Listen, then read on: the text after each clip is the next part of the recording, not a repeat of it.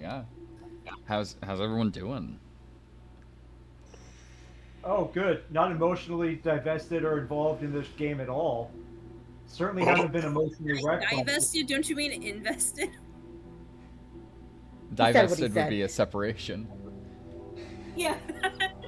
Yeah, they've ripped out all of his emotions and separated them and then threw them back at him. Yeah, Okay. so I guess in case anybody is watching this and hasn't seen or haven't played or seen any Expedition 33, yeah, it'll rip your fucking heart out. Be careful. Yep. Warning, y'all. God, I really need to finish it. Warning, it is French. That's but that's the Oh, thing. French. That's the thing. Apparently, the only thing the French can get right is video games right now.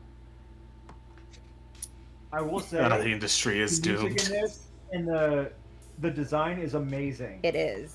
Oh, the music and design are absolutely gorgeous. Clay's played Yeah. a bit of Expedition 33. Mhm. Clay, have you finished Act 1 yet? Nope. Yeah, I didn't think so. Okay. So, I got a spoiler for what leads into Act 2, and so I didn't tell Yeah. Jared, and I just got to watch him go through it. I think when y'all watched me play, I hinted at it, but I didn't like say explicitly what happened. Now you know. Uh-huh. Uh-huh. I think I shouldn't say anything because Clay hasn't gotten there yet. Yeah, shut up now. Yeah. Yeah. Correct. Yeah. Hang on. Anyways, we should We're not gonna go to talk our about that private in chat room real quick, and then we'll be right back. Yeah, no. Yeah, Clay, can you like hop out just for like a second? We're gonna open up a new voice channel and just call it spoilers. Yeah. I'll just you could leave. It's fine. No. He could just deafen himself too. Like, Oh, he actually left. Wait. Oh. If he did leave, I remember I said, yeah, Gustav leaves.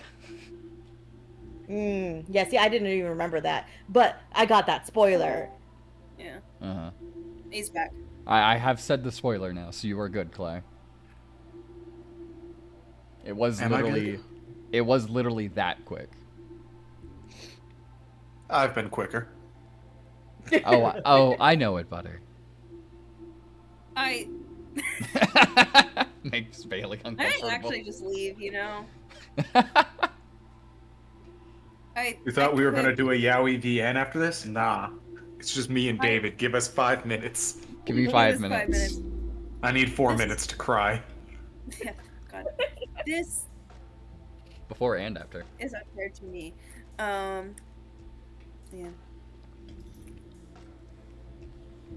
Alright. So, Rick's teacher returned from the kitchen while she had been examining his spoils. However, and now he was approaching her, a tray clutched between his hands. Those ornaments... Oh wait, sorry, Mr. Brown is deep. Those ornaments aren't Yep. really to my taste, if you're wondering. I'm not the one who bought them. They're Evie's, though they belonged to her aunt first. She left them to us in her will, after she died, and Evie was adamant that we take all the blasted things in. They were very important to her aunt, apparently.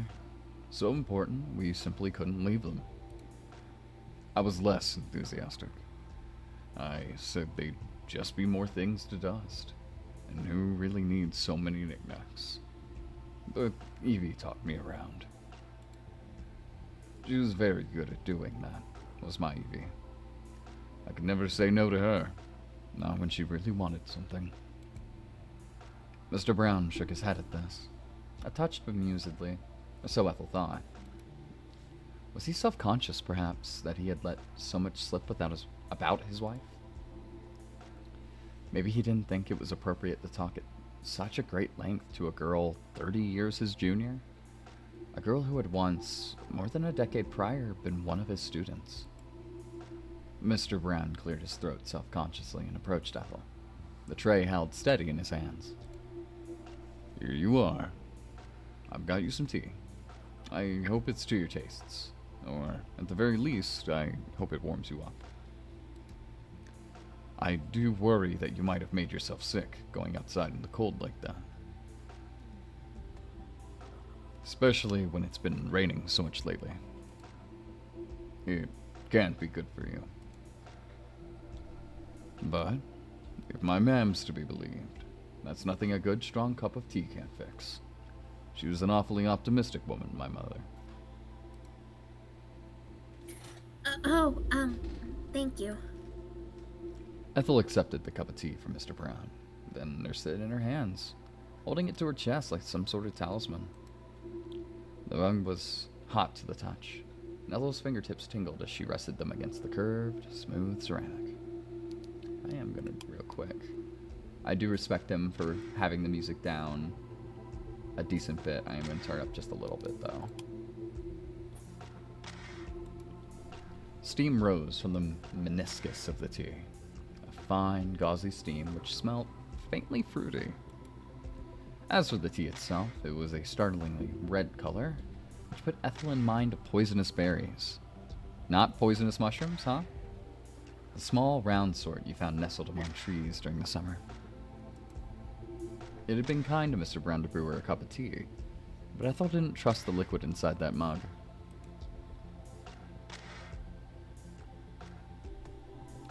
It was far too vivid, almost scarishly so. It was red enough to be visceral, gore splashed on ceramic. Ethel wasn't sure, all of a sudden, if she could drink it. She felt nauseous. Fortunately, Mr. Brown wasn't the sort of over-attentive host who insisted his guests drink all their tea, every last drop.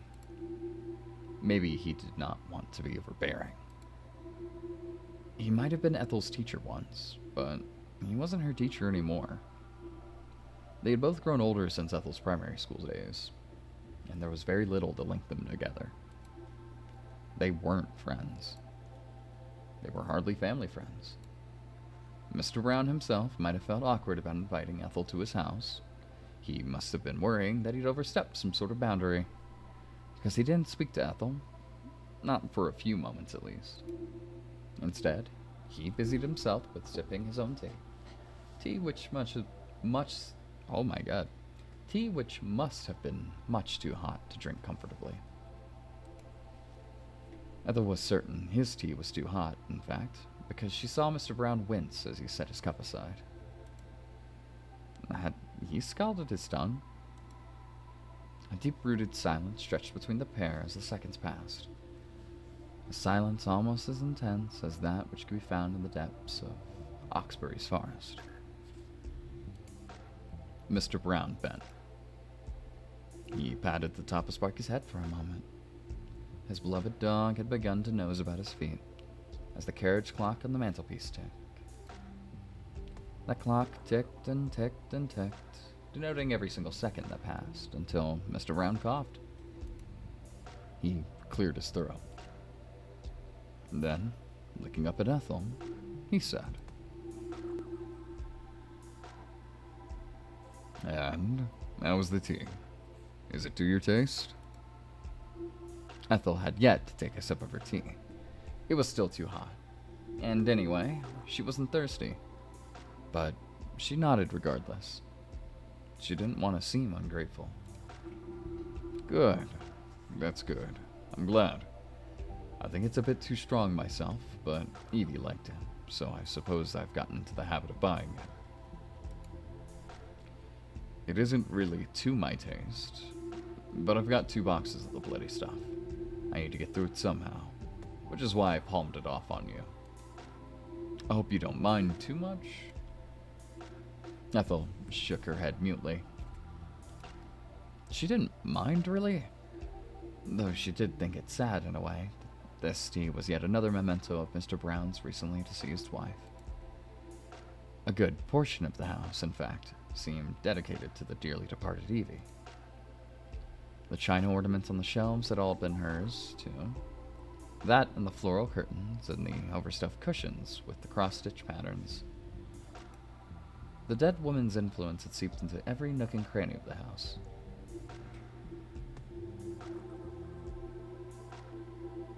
From the tea bags which proliferated the kitchen cupboards to Sparky's mere presence. It was enough to make Ethel feel rather somber. Don't feel obliged, though, to drink it. Not if you're not thirsty. I won't be put out. I rather think I forced it on you, just like I forced you to come here. I'm not sure if I gave you much of a say in the matter, but you did look rather unwell when I saw you outside the corner shop. I was worried about you. Do you feel better now, at least, after sitting down for a while? Ethel frowned, still clutching the mug of unsipped tea between her hands. The tea had cooled down a little by now, but she made no attempt to drink it. She hadn't felt particularly thirsty before, but now she knew the tea was a relic from the Mrs. Brown days. Consuming it would have felt akin to sacrilege. Why, it would not have been too many steps removed from consuming the dead woman's ashes. I do feel a bit better, yes. Thank you. You were very helpful. I don't know if I'm very helpful, really, but I do my best. I can't leave people when they're in a bad state, I suppose, even if it does make me a bit of a busybody. That'll be all my years as a teacher coming through.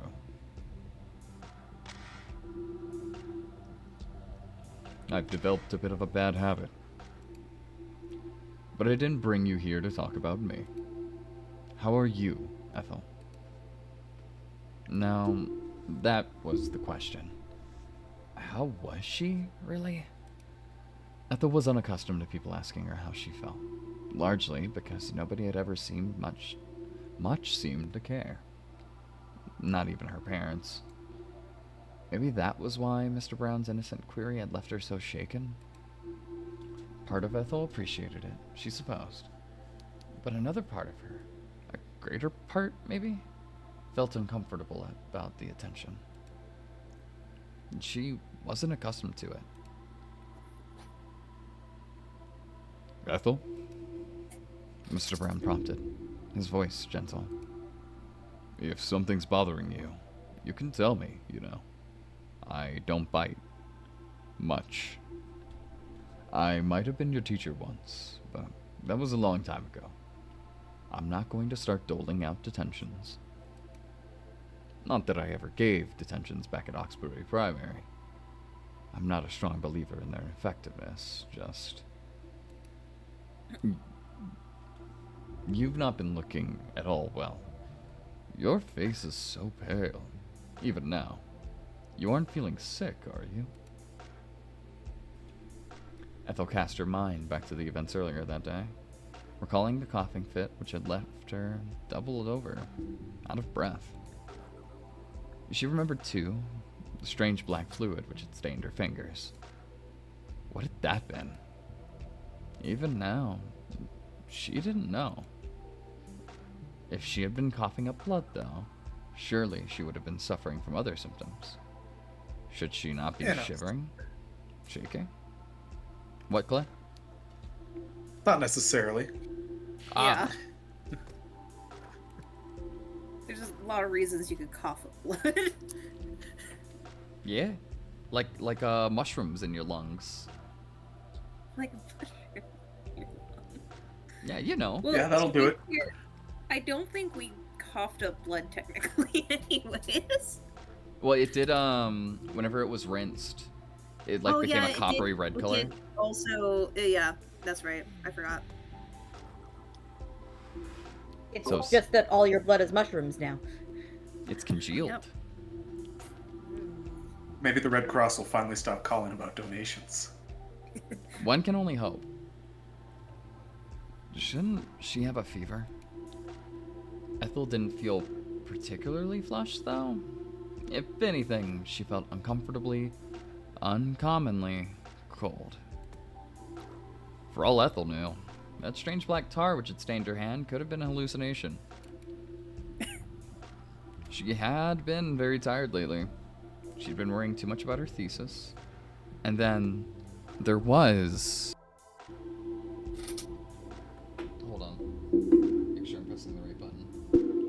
the girl? At the church. Oh. Okay, I'm here. If nothing else, you look rather distracted. You might not be sick, but it's clear there's something on your mind. Would you care to share it with me? Are you thinking about her too? I don't wish to pry, but they do say that a trouble shared is a trouble halved.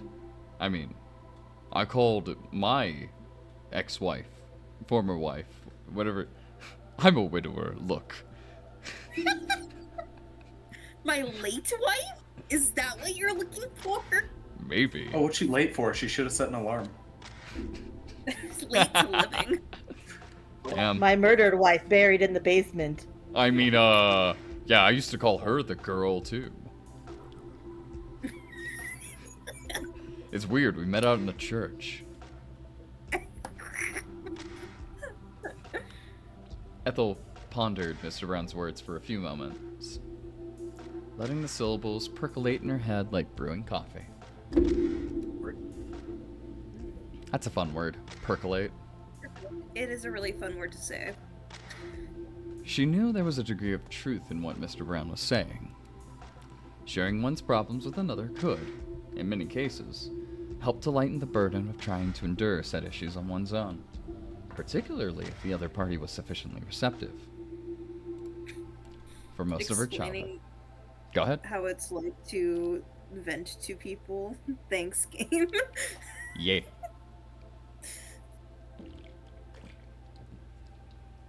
Gonna have me a quick swig of cider. And later, in her teenage years, Ethel hadn't had anybody she could confide in. Her parents might have been supportive of her, but that was only in a nominal sense. Lauren and Jude had always been there for her. They hadn't and they had done their due diligence as parents. And Jesus. Blah, blah, blah, blah, blah, blah, blah, blah. But they'd never really understood her. They simply hadn't had enough in common. Yeah, it's weird that you're the thing that popped out of those two, huh, girly? Well, I feel like that's something that can be rather common, though, is like, you know, sometimes your kid isn't exactly like you, and for some people they have a really hard time dealing with that, and so they just don't make an effort to connect with them otherwise. We have a medical semi-professional here. I'll ask him. Clay. What? He is a medical semi-professional. Yeah. Clay, are anxiety disorders hereditary, rather? They can be. They can be. I could absolutely see her mom's weird deal being a different kind of anxiety to what Ethel has. I will also say that some neurological things like anxiety can be both hereditary compounded with your environment. Mm. Right. That is, yeah. Not to say that there's one without the other. Oftentimes, it's both coinciding with something, but that does not necessarily mean that it can't just. Even if your parents are like really good at masking it, or if they don't have a diagnosis, doesn't mean that you can be diagnosed with it. Mm. Also, I would not be surprised given her mom's flightiness if she has something going Her mom on. is flighty and clearly a bit of like a overdoer. Which, from my understanding, that's one way anxiety can express is like somebody just does too much, like overdoes it a lot. If that makes sense? Yeah. I don't know. Just a thought I had. Ethel had been incapable of turning to her family for advice, and neither had she possessed any friends who she could confide in. Honestly, I would more be prone to thinking that Ethel has some sort of personality disorder. I wouldn't be surprised by that either. Probably some sort of avoidant attachment, but honestly, I'm not that familiar with personality disorders, so I can't really say. Yeah, we don't have any. realize. We don't have any psych majors in here, so No, we don't have any bisexuals in here, so. I mean we. I do. say Shell is right there. I feel erased. Feel erased. I mean, that should be something you're used to as a bisexual. Fucking accurate. Yeah, we forget Shell's a real bisexual. She never had any friends, and by that I mean I was gonna say, wait, we still I'm talking about joking, Shell? I'm joking. Hey. I give you a hug. I'm sorry, that was a joke. This had changed after she had attended university, and she had met Clementine. But even their relationship had fallen apart. She didn't have anybody she could speak to. She was all alone. That had been the case, at least, and if it still held true, perhaps she would have felt enticed into divulging her problems with Mr. Brown. But it was not so now. Not after meeting the girl. Yeah, I totally don't need anyone else in a support system other than this one girl who really tried to pressure me into fucking her one night when I was already uncomfortable with making out with her. And it was the second night I know her, and I don't know her name. And I don't know her name. And I don't know her name. Just like has a little pin on the end. Yeah, a little. Yep. Little thumbtack. The girl. Oh, sorry. I almost. Hold on. You slipped. The girl was everything Ethel had ever wanted in a confidant. She was patient, understanding, well-meaning, and, though Ethel felt a touch ashamed for considering this as a worthwhile criteria, she was very pretty. She was close, too, to Ethel in age. Much closer than Mr. Brown. You don't know her age. You don't know her age. Objectively, honey, sweetie. No. Oh, how old am I? I won't tell you my name, but I will tell you that I'm hundreds of years old. Ethel knew that Mr. Brown... She says 6 months old. I'm 6 months old. It's like, oh. Hold on a minute. Wait a minute. This is actually a like a very toxic age gap, but not in the way that I was expecting. Yeah. Yeah. Yeah, Ethel, you're going to prison. Oh no! Oh no! I guess the police are coming for me now.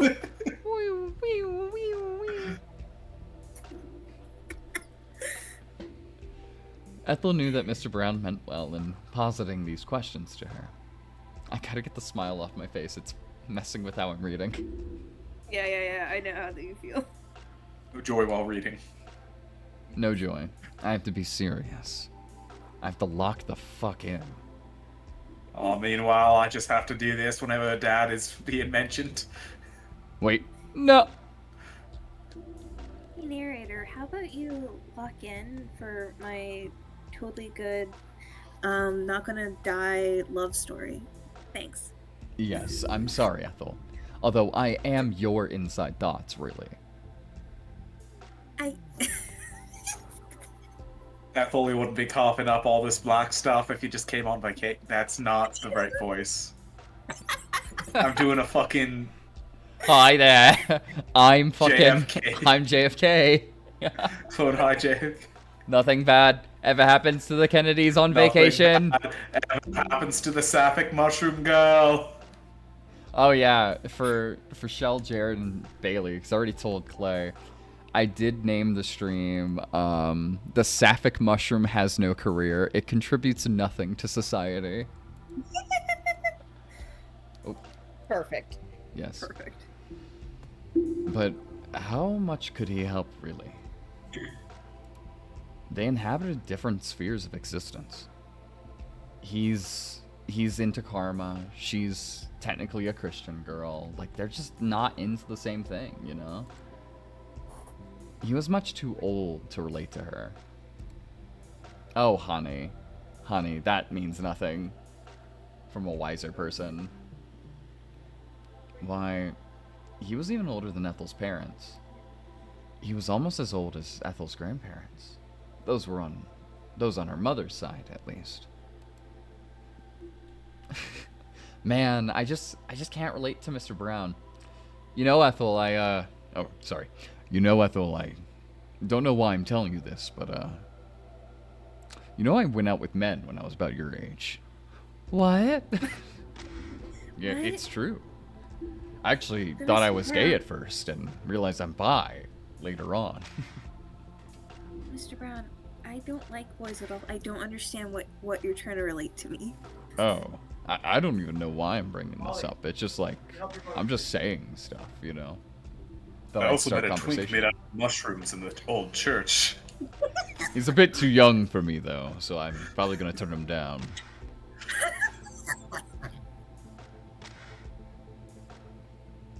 Okay.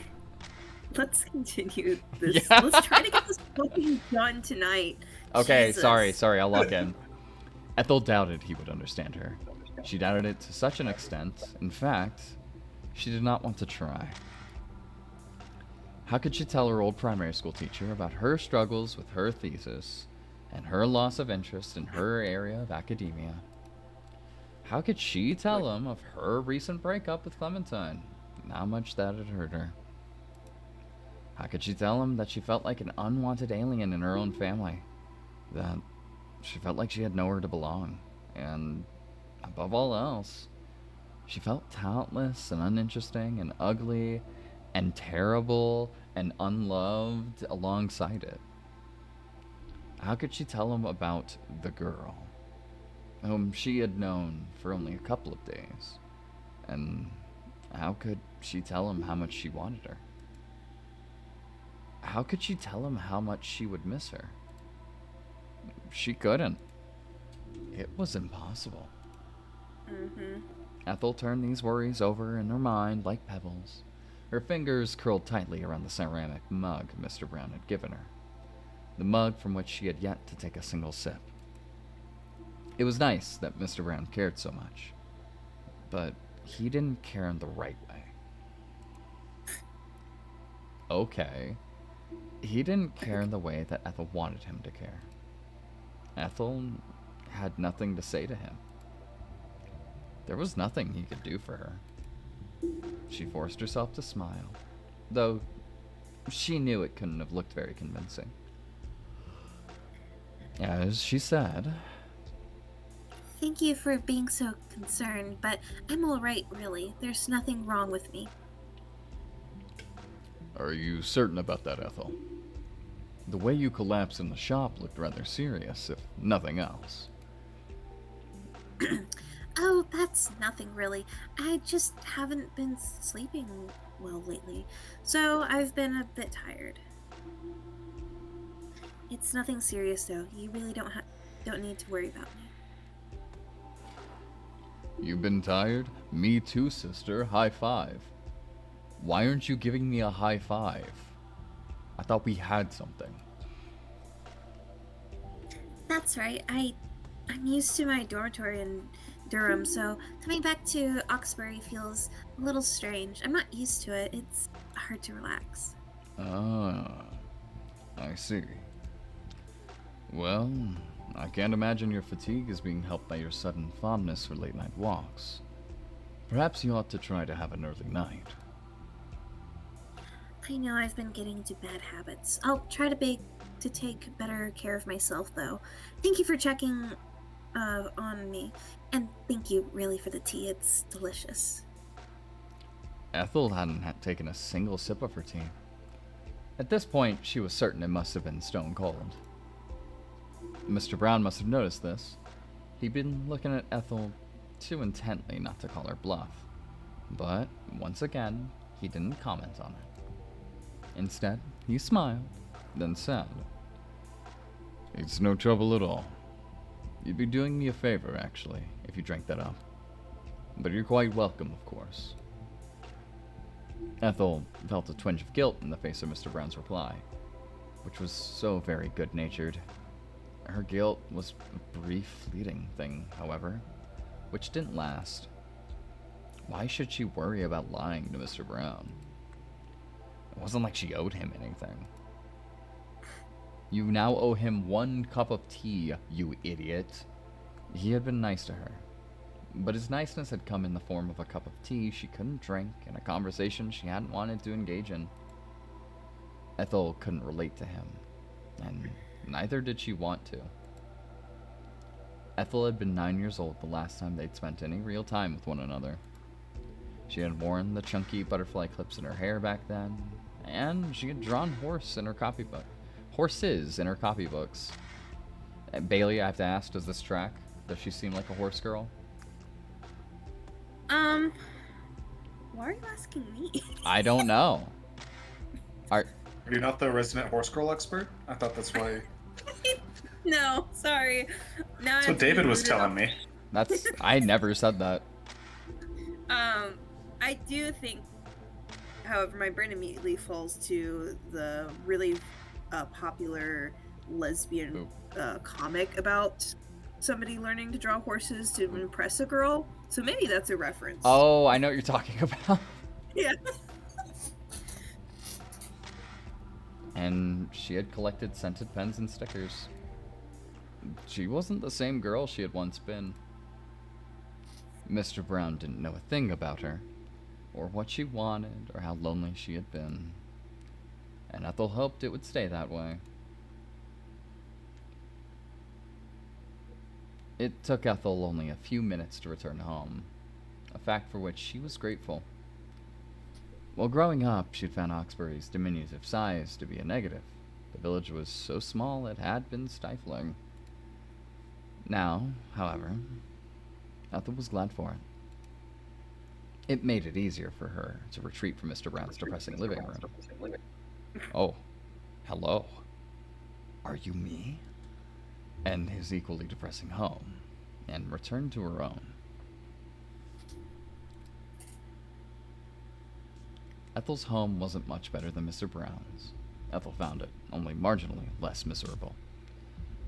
But at least it wasn't so aggressively brown.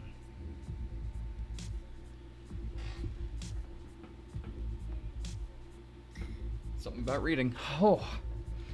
Ethel had clutched her carrier bag with the frozen pizza and the Diet Pepsi in her right hand during her walk back, so tightly it had left a red groove in her palms. Her palms ached, and putting her food away in the freezer made her arms ache too. It wasn't until half an hour later that she set about making food, and when she had, she found she didn't much want it.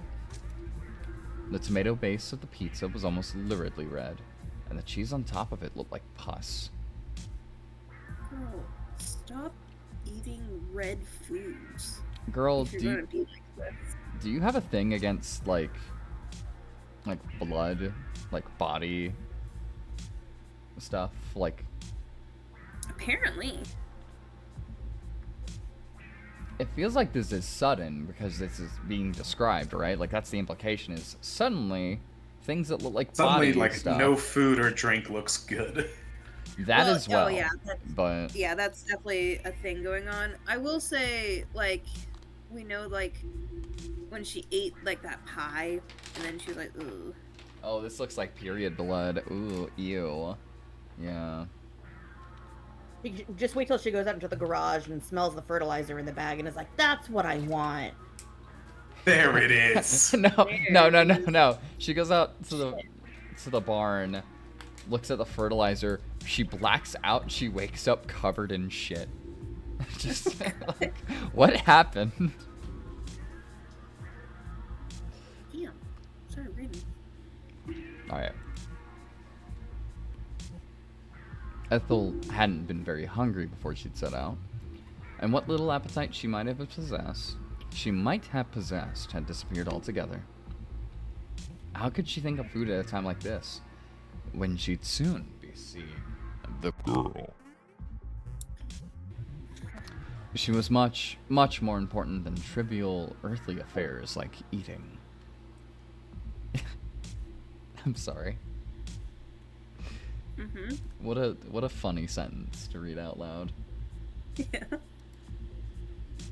Ethel ate as much of the pizza as she could, which wasn't very much, and tipped the leftovers in the... Honey, put it in the fucking Girl. fridge. Put it in the fridge. Covered in saran wrap. Put it in the fridge. Especially since it's like frozen pizza that you just bought. Like, come on, bro. Wasteful. Wasteful. Yeah, correct. Correctly, Lauren would have been right about that. If Lauren had I been thought the there... girl's turning into mushrooms, and we're just like, yeah, but who wastes pizza, you fucking monster? Yeah. Hey, even a mushroom wouldn't waste pizza. No, Even a mushroom. no, this is an Ethel problem, not a mushroom problem. Ethel, what the fuck is wrong with you? I say that. I made like dinner not too long ago and I ended up not liking it, but I kept the leftovers and I tried to get through the leftovers, but I can't force myself to eat it, so I'm gonna have to toss the rest of it. Well, that's just unfortunate, because you happen to not like it, right? Like, there is a Yeah, difference usually there. and usually it's something I really like. But this time it just didn't hit. It'd be like that. If Lauren had been there, she would have tutted about the waste, but she wasn't there. She was in Australia with her father and her 2 brothers. Ethel was on her own. Ethel whiled away the rest of the evening, much of the night, as best she could. She kept watching, Supernatural. Sean and Dam. Look, Supernatural's on screen.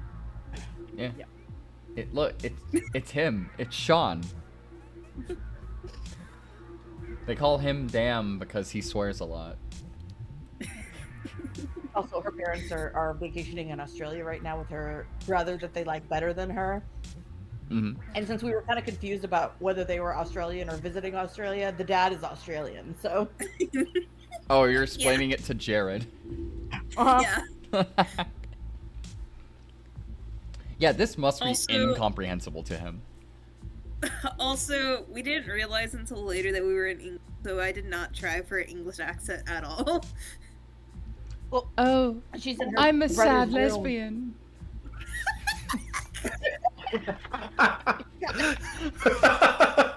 Her brother's room, who's taken over her room and replaced it with all of his stuff because nobody cares about her. My But then brother he likes realized what was going football, on, and my was parents there's an hate me. ancestor scarf in the bag. Can I have one penny, sir? Can I have one crumb of pussy, please? I think if it comes in crumbs, I think you have a problem. It doesn't normally? More or less than turning into a mushroom. I'm not sure. One of those is worse. I just don't know what. Yeah, I don't know. What Bailey, I think that's the first time I've ever gotten you cackling at a joke I've made. God. I probably sound like a fucking old witch. Dog, you've heard me laugh. Like, don't even. No, You're fine. No, I mean, cause I like my laugh changes every fucking time. I'm just proud of my. I'm glowing. I'm so proud of myself. I did good today. you get an A at streaming with my friends, which is definitely a reasonable thing you should strive for. Yeah. A reasonable thing to want and to strive for. She watched more Supernatural in the living room. I'm thinking about that voice I did again. But she wasn't paying attention to the exploits of the Winchester brothers. The Winchester brothers. They couldn't hold her attention. Like Kai and the Ice Queen, Ethel felt as though her heart had been embedded with a shard of cold, eternally on melting ice. This shard of ice was Ethel's link to the girl. My stomach hurts now.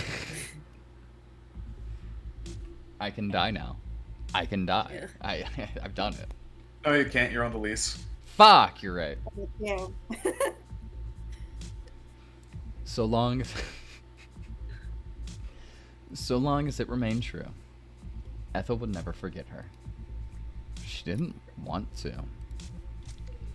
When Ethel fancied enough time had passed, she finally stood. She stretched. Then, her heart all aflutter with trepidation, she set off. She thought about retrieving her anorak as soon as she stood by the front door, just in case it rained. The sky did look overcast, the moon obscured with clouds.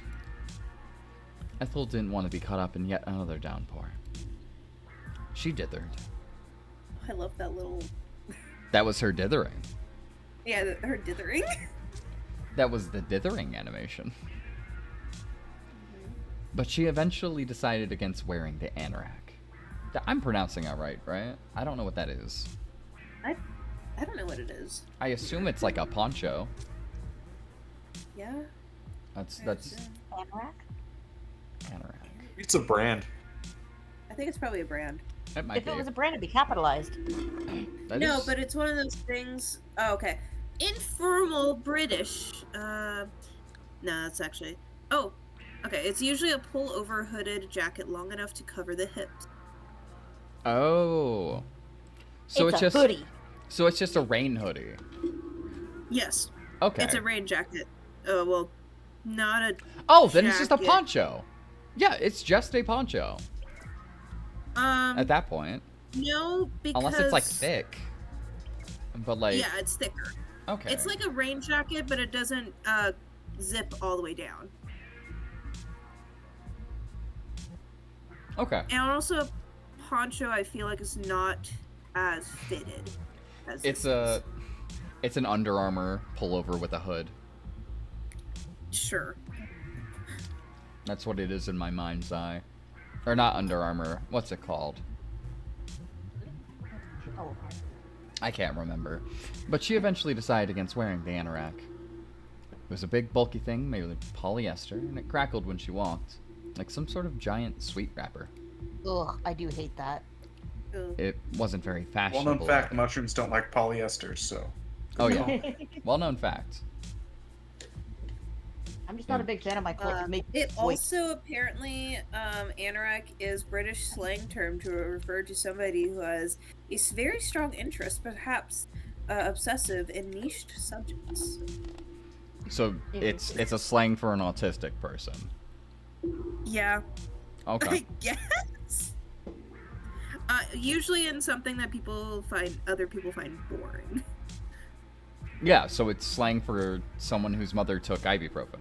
Or whatever the fuck it is. I'm going to Oh. kill you. Me and Clay were joking about this earlier today. It was acetaminophen. Acetaminophen. I know what you're doing. I know what Yeah. you're doing, but Oh, I see what you're doing now. Yeah, acetaminophen. I can't. I just. You can hear somebody telling him how to say it in the background. yeah.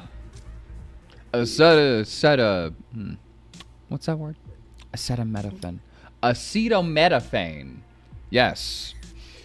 That's okay. He also talked about the country of Azerbaijan the other day.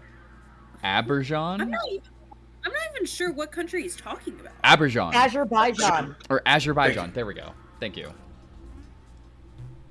and said they were at war with who? Albania instead of Armenia. What? Yeah. At war with the Who? What did that band ever do to them? So yeah.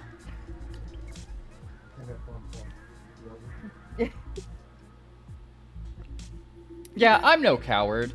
Yeah, our current legislation is stupid. There, I've said it. Anyways, it was an unflattering, almost militaristic khaki green. Ethel had never much cared about being fashionable before, but she cared now. Can I look at the sweater that you're currently wearing, babe? Because Honestly, that almost looks like one, if not for the fact that it's zipped all the way down. Now, I will say the pictures I saw, for whatever reason, like men's tend to be like an actual hoodie, but for some of the women's, it like actually zipped all the way down. So I don't fucking know at this point. Because by her description, it sounds like she's already wearing it. Yeah, By it the- kind of sounds like she's already wearing it. Like, I will say, I think the outfit looks good on her. It does. The like dark forest green kind of goes well with her hair color. Okay, but she Yeah. also thinks that she's really ugly and fat, so we don't really trust her judgment. Yeah, she is an idiot. She didn't want to look too foolish in front of the girl. Yeah. If she laughed at her, part of her would have died. Anorax didn't exactly scream romantic moonlight rendezvous in any event. It was better to go without. Does in January, babe. Look, romance like is subjective. The time she's talking to the girl, like the girl's giggling or laughing at something she says Yeah, anyway. right.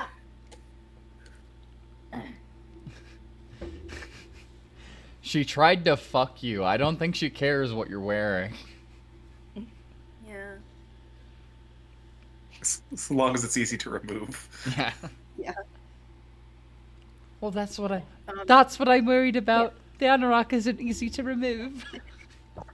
That's what I'm worried about. What if it's the one too many layers that she won't want to take off?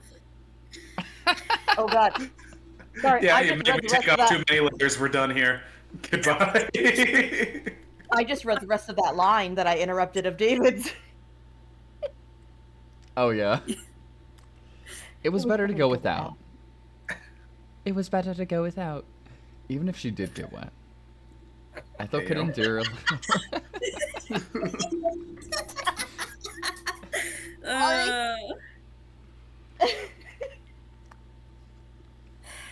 Hey, I'm gonna read this line correctly. So sorry, Bailey.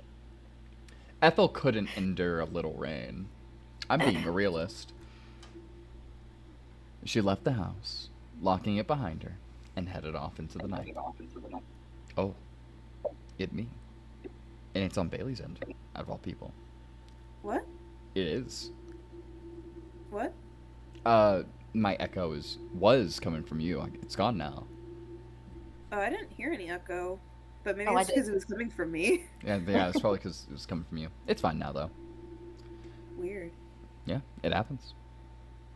She soon left Oxbury's cozy, cramped streets behind her, to the forest which fringed it. Ethel didn't hesitate before stepping foot amongst the trees. There was nothing to tie her to Oxbury, and nobody to tell her to stop. Excuse me. Oh. Nobody save herself. But why would she? She didn't want to stop. She wanted to see the girl again, which meant she had to press on. Ethel walked, and she walked, and she walked, her path lit by the moon, and by Jude's old torch. Carefully, she navigated the forest, dodging a root here, a gorse bush there. Gorse? Gorsh? Of course. Gorse. Okay, not gorsh. No. Gorse. Gorse. What is this music? I was gonna comment on it, but I'm fucking with it. It's like creepy as shit. Yeah. Creepy electronica slaps. I'm It gonna also be. has like animal kind of notes to it. The ground was uneven, and it was still muddy after the torrential rain from a few days prior. Once, Ethel's foot twisted, she was able to regain her balance. Good. She wasn't going to fall over face first before meeting the girl. She wouldn't let herself. The mud would be unattractive to her, as we all know. Yep. She wanted to give the girl a better last impression of her than that. Eventually, Ethel escaped the tall trees which towered about her and stepped into the clearing. Is She this gets- the first time we've seen the Church? church from the outside? No, we've No, seen they've it done every it time. before. Okay. Every time we've walked up to it, we've seen it. Okay. She could see St. Catherine's in front of her, solidly immovable, as it had been during the previous 2 nights when she had come across the H building. You might have forced that memory from your head because we were probably making some like terrible jokes with it on screen. Maybe. St. Catherine's looked as it always had, coated in the inky darkness of the night. But there was something different about the church that night. Something which made Ethel pause. A certain air. Someone was feeling sapphic. The light wasn't on in the window, and the door was tightly closed. Ethel couldn't see that hairline crack in the church's entrance, which had become so very familiar to her, nor the candlelight which spilled out from it. Instead, the church was sealed shut.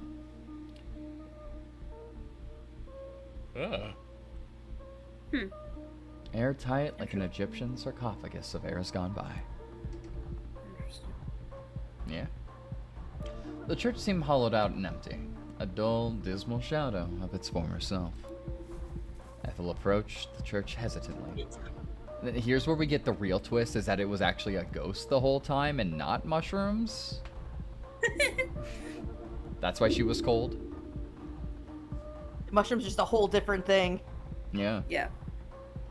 Ethel approached the church hesitantly, her gait slow and uncertain as a newborn deer's. Was the girl really there? Ethel wanted to believe so.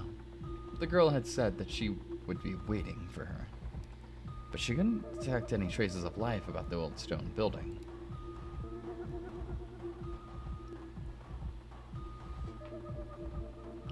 The yawns with a vengeance. Mm-hmm. Ah. The nighttime air was cold, yes, but there was no breeze to it. It was as quiet as the grave.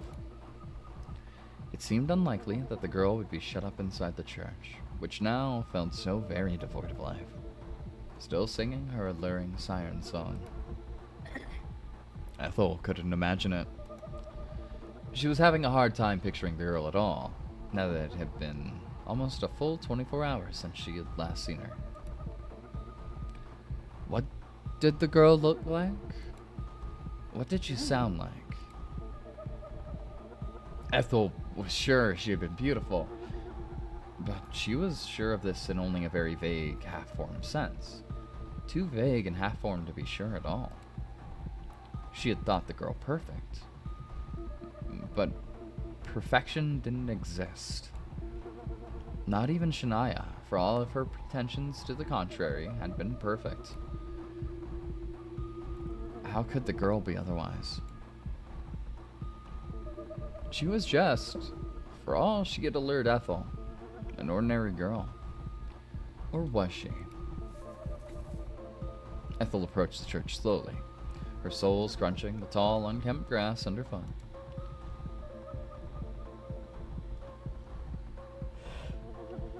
St. Catherine's was a small, squat church, but its shadows soon swallowed her, drowning Ethel in a deep, inky darkness. Ethel reached out, her right arm trembling. She pressed her palm against the door, which seemed curiously impenetrable in the dark, the wood too firm and thick to give way beneath her fingers. Then, she pushed. The church's wooden doors dwarfed Ethel to such a degree, she was almost surprised when they gave way beneath her palms.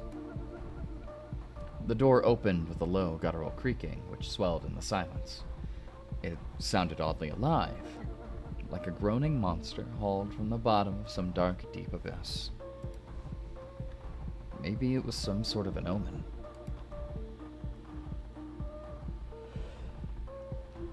Ethel couldn't help but recall Mr. Brown's warnings from a few days prior. His warnings about the mysterious missing girl. Now you're getting it. Mm-hmm. I wouldn't want you getting lost, And you do know what happened to the Delaney girl, don't you? Of course, Ethel remembered the Delaney girl. Her mother had talked about her incessantly after her disappearance. But nothing like that was going to happen to Ethel. She wasn't interesting enough to be abducted, and her life was much too mundane. Girl. Honey, traffickers don't care. Traffickers don't care. When your self-esteem is so low. If anything, you're a better target. Yeah. She said she wasn't interesting enough to be abducted.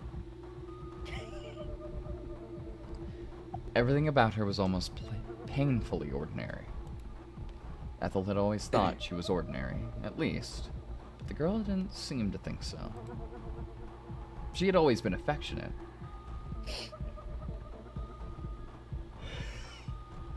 But did she really mean it? Ethel frowned as she gave the doors of the church another push. Then, she stepped inside. Ooh. She was eager to see the girl again, to speak to her, to ask her whether she would text her when she left Oxbury, and if she would still remember her. But the interior of St. Catherine's was pitch black. St. Catherine's, in the stillness of the night, was dark, the air cool. It felt a bit like stepping foot inside a vaulted, vast-ceilinged crypt, which Ethel supposed it was. That was one of the functions of a church, past being a place of worship. The flagstones which Ethel walked upon were built over a veritable mound of corpses. The place was a living, breathing boneyard. People thought the famous Sedlec ossuary was grim, decorated as it was in ghastly grinning skulls. But at least it was honest about what it was. It had no pretenses. It was earnest. But this was something that people didn't always appreciate, particularly not when the topic of death was involved. Ethel inhaled. In the air, she could smell several centuries worth of death. Then, she turned. It was obvious that the girl wasn't there. There was no point hanging around. Maybe all of this, their midnight meetings, had been some sort of cruel practical joke. Had that kiss, too, all been a piece of trickery? Perhaps the girl was there after all, hiding in the bushes, snickering, as the door of the church slammed shut behind Ethel. Ethel was unsure whether this idea appealed more than the alternative, that the girl didn't care at all. Being treated as an object of mockery wasn't nice. But it was better than being ignored. I disagree. She wandered into a mushroom patch that first night and just hallucinated all of it. Oh yeah, death. She's been tripping balls in the forest for 3 days. God. God, I wish that was me. We wake up in the hospital. We got hypothermia from being in the woods in January. Yup. Didn't Josh do that and find a spirit bear? What? A story a friend of me and Clay's told us at one point. Oh. Or maybe he just told me and Matt. I can't remember. But and for reference, our friend Josh is pagan, so it tracks Gotcha. very much so. If the girl had About 2 days in the woods is worship. Yeah. If the girl had set this up as a means of hurting Ethel's feelings, then she had succeeded. But that would at least mean that she cared about Ethel's feelings enough to want to hurt them. That's a fucked way of thinking about it. Yeah. It was stone cold apathy in the end, which would have really undone Ethel. Ethel stood mutely beneath the moonlight for a few moments, nibbling on a hangnail. There was no point waiting around to see if the girl was going to appear or not. I guess I'm rewriting this. It was cold, and it was late, and the night sky overhead was overcast. Maybe it would rain again. Ethel didn't want to get caught up in the downpour. She should leave. There was nothing waiting for her here. Not without the girl. But now Ethel was beginning to worry she might have arrived too late. Perhaps the girl had arrived after all, and she had already departed. Ethel's actually like 3 hours early. Oh yeah. They had never agreed upon a fixed time for their meeting. The girl had been maddeningly vague about it, as she was about everything. Part of Ethel enjoyed this vagueness. It gave her their meetings a greater aura of mystery. But it had made arranging things difficult. With no fixed time to work with, Ethel didn't know who to blame for what had occurred. Had she been too early? Had she been too late? Had the girl come and gone, or had she never come at all? Ethel continued to stand there, dithering, worrying at her hangnail. She bit it hard until the nail splintered between her teeth. She bit the nail too close to the quick, in fact, and her mouth soon filled with the tang of copper. Her tongue was tingling. This is what she was craving. Christ. Ethel sighed, invoking the name of the Holy Sun. Ethel couldn't think of a more appropriate place to do so, as she did. What was she doing? Loitering around outside the church so late at night? 10 minutes must have passed, if not more.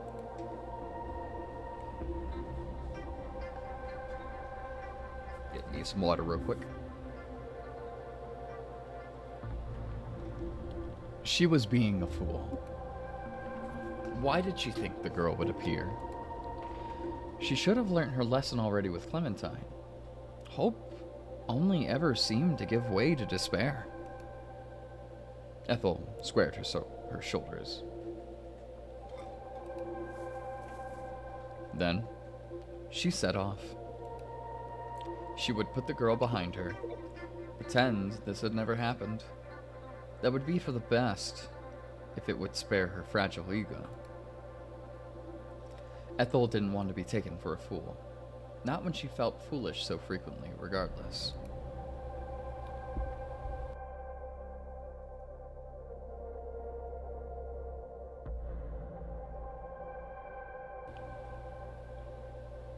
She stalked off, malforming and mishapping the grass beneath her soles. When? Why, hello there, stranger. Where do you think you're going? Oh, Ethel gasped in alarm as a sudden, unexpected darkness descended. One even deeper than the darkness which had previously shrouded her. At least, that darkness had been alleviated, if only a little by the moonlight. This darkness, however, was far more complete. She might very well have poured ink into her eyeballs. Jeez. Ethel couldn't see. That's the mushrooms, babe. For a few moments, she forgot how to think. Now, That's a sign of a good trip. now, why have you gone all stiff? Don't tell me I've scared you. But a familiar voice, a scant few centimeters away from her ear, restored Ethel's senses. She recognized that voice. It belonged to somebody she knew. Not well, perhaps, but well enough. It was the girl. Who else would it have been? Ethel couldn't think of many other people in Oxbury mad enough to wander this far into the woods, all the way to St. Catherine's at this time of night. Not without a prior appointment. Why had she been so anxious? I wish to know you biblically. The girl drew her hands away from Ethel's eyes, then stepped back. She looked just as she always did. Her dress simple, her hair. That's a simple dress? Sure. Sure. Her hair short and dark. Ethel had thought the girl's hair, which was as dark as a raven's feathers, was pretty when viewed in the flickering candlelight of the church. Outdoors, however, it seemed almost too dark, as though she and the shadows were one undulating, amorphous blob. The girl's skin, meanwhile, seemed too pale, her dress oddly flimsy given how late it was. Wasn't she cold? Ethel examined the girl questioningly. Though Ethel knew her, she suddenly seemed like a stranger.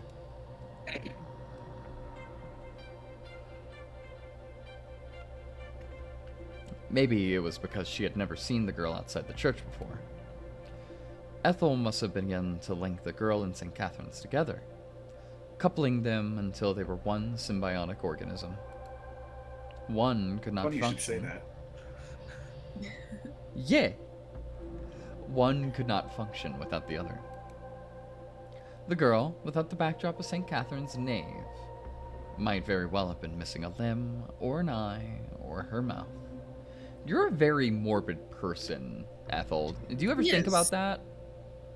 I mean, she is an English major. I guess so. Oh, yeah, yeah.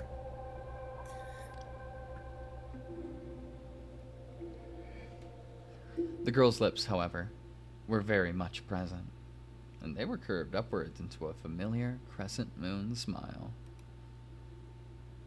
Were you looking for me? If so, that's very sweet.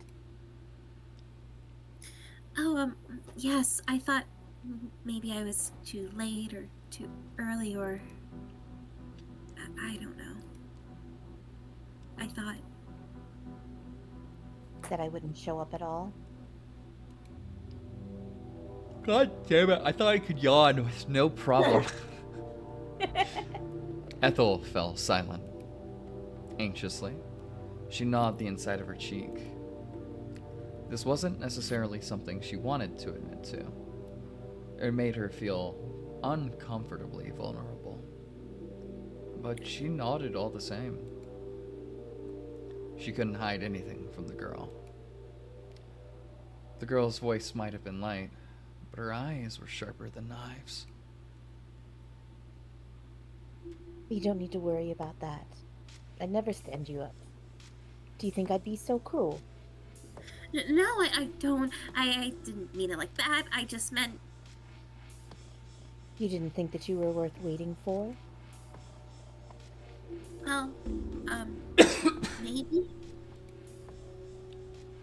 Jeez, I thought that was probably the case.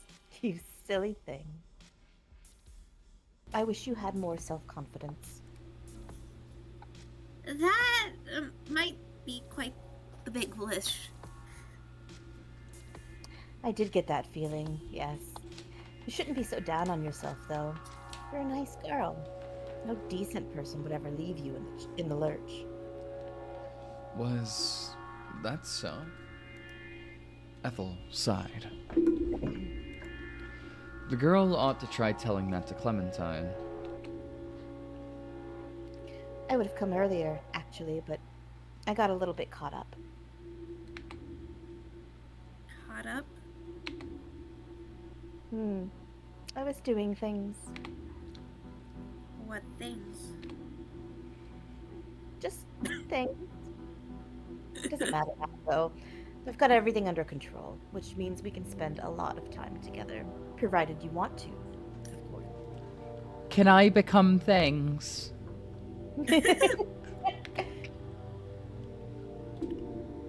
Well, of course I want to. Ethel replied quickly. Perhaps too quickly? She's Then tending to her garden of other ladies' bodies that she's brought into her fungal colony. Oh, you mean the polycule? Polycule. The Oxbury polycule goes crazy. Oh yeah. Then You all she become one wins. organism in the end. It's crazy. Oh yeah, yeah. No. There's like people call it a cult, but there's like a oneness of it. Like I don't know how to describe it.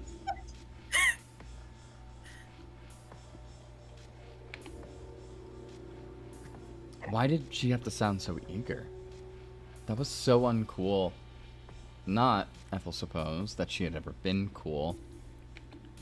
Did even... Did people even use the word cool anymore? Perhaps that Ethel, was... that was totally not swag.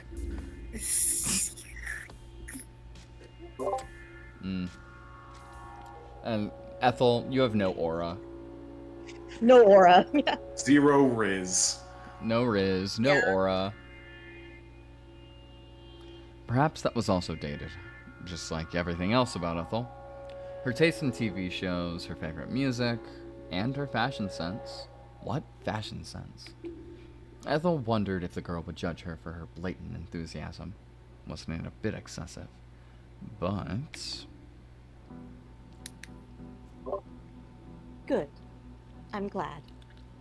I don't know about you, but I've been looking forward to this all day. You have? Yes. You're the only person here that I can really talk to. Or at least, you're the only person I think is interesting enough to talk to. You sure it doesn't say turn into a mushroom? I don't want to waste my time with anybody else but you. You're special. Because nobody will miss you. God, fuck. Okay. Special? Yep. I said so it must be true. You can trust me. You can trust me. As I consume.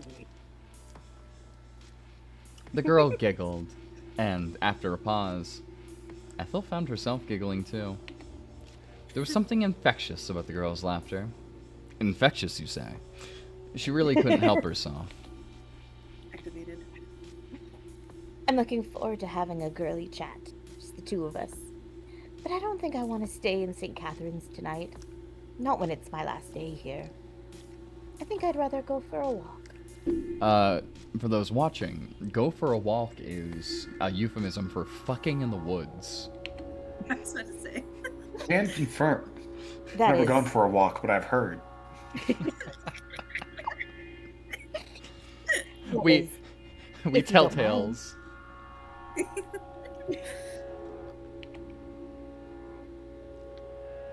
Oh, Ethel blinked.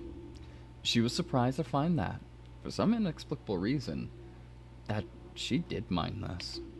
She minded quite a lot, actually. The word stranger danger flickered, unbidden, inside her head. Once more, she remembered the missing Delaney girl, who had vanished into the woods without a trace. But surely she was being foolish. It seemed unlikely the girl meant to lead Ethel into the woods to dismember her. She didn't look like a serial killer, and neither did she act like one. How would you know? That's what people said about Ted Bundy, you dumb bitch. And people still want to bone that man. Yeah. She did not seem to be in possession, either, of a saw or of any other potentially lethal instruments with sharp, serrated edges. I mean, not that you can see.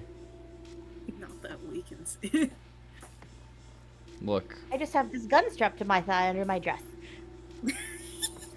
we'd be able to see it. We can see her fucking underwear underneath that dress. Is that a gun under your dress? Oh shit, it is a gun. Oh, damn it! Is that a gun under your dress, or are you hands up? Oh, oh, oh! Ah, she's American.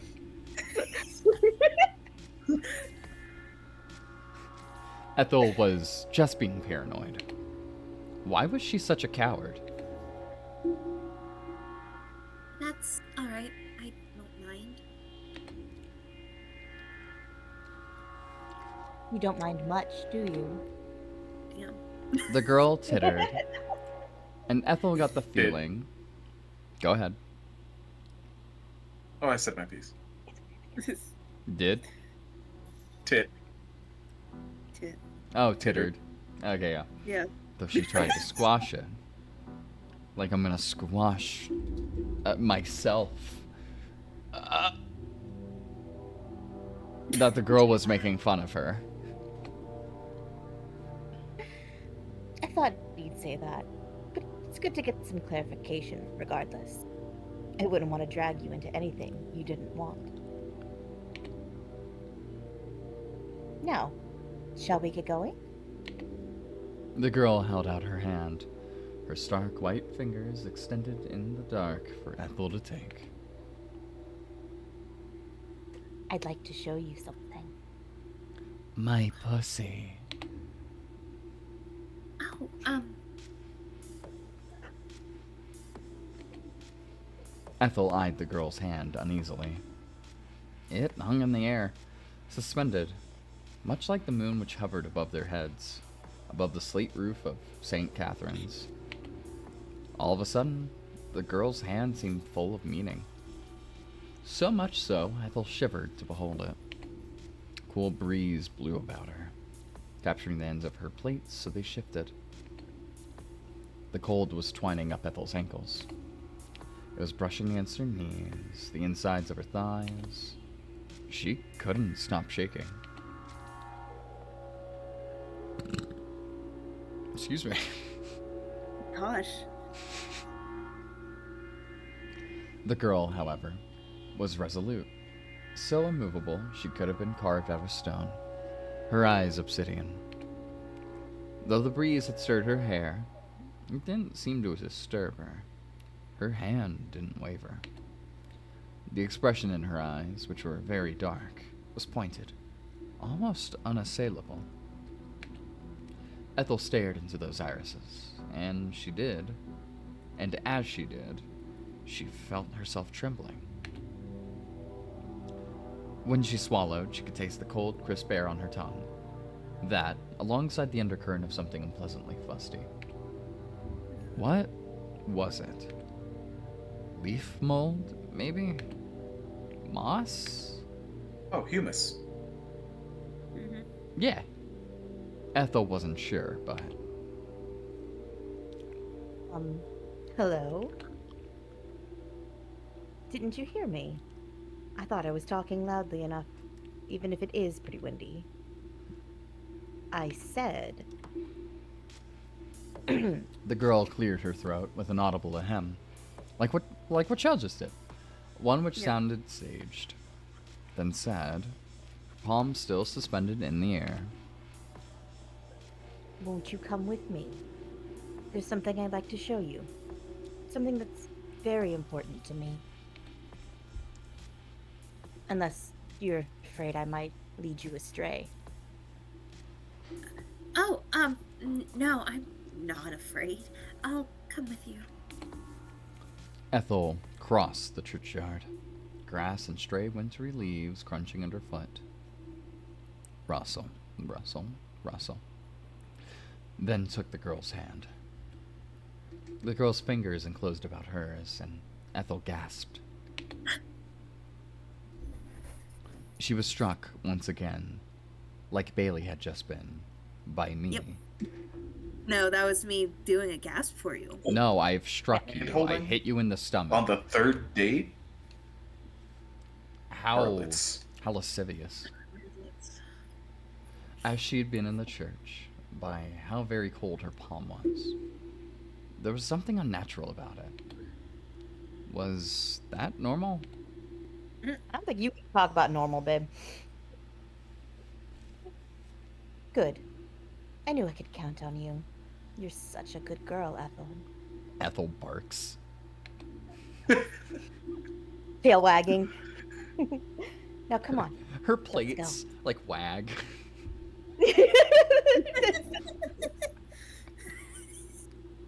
No, I'm not happy.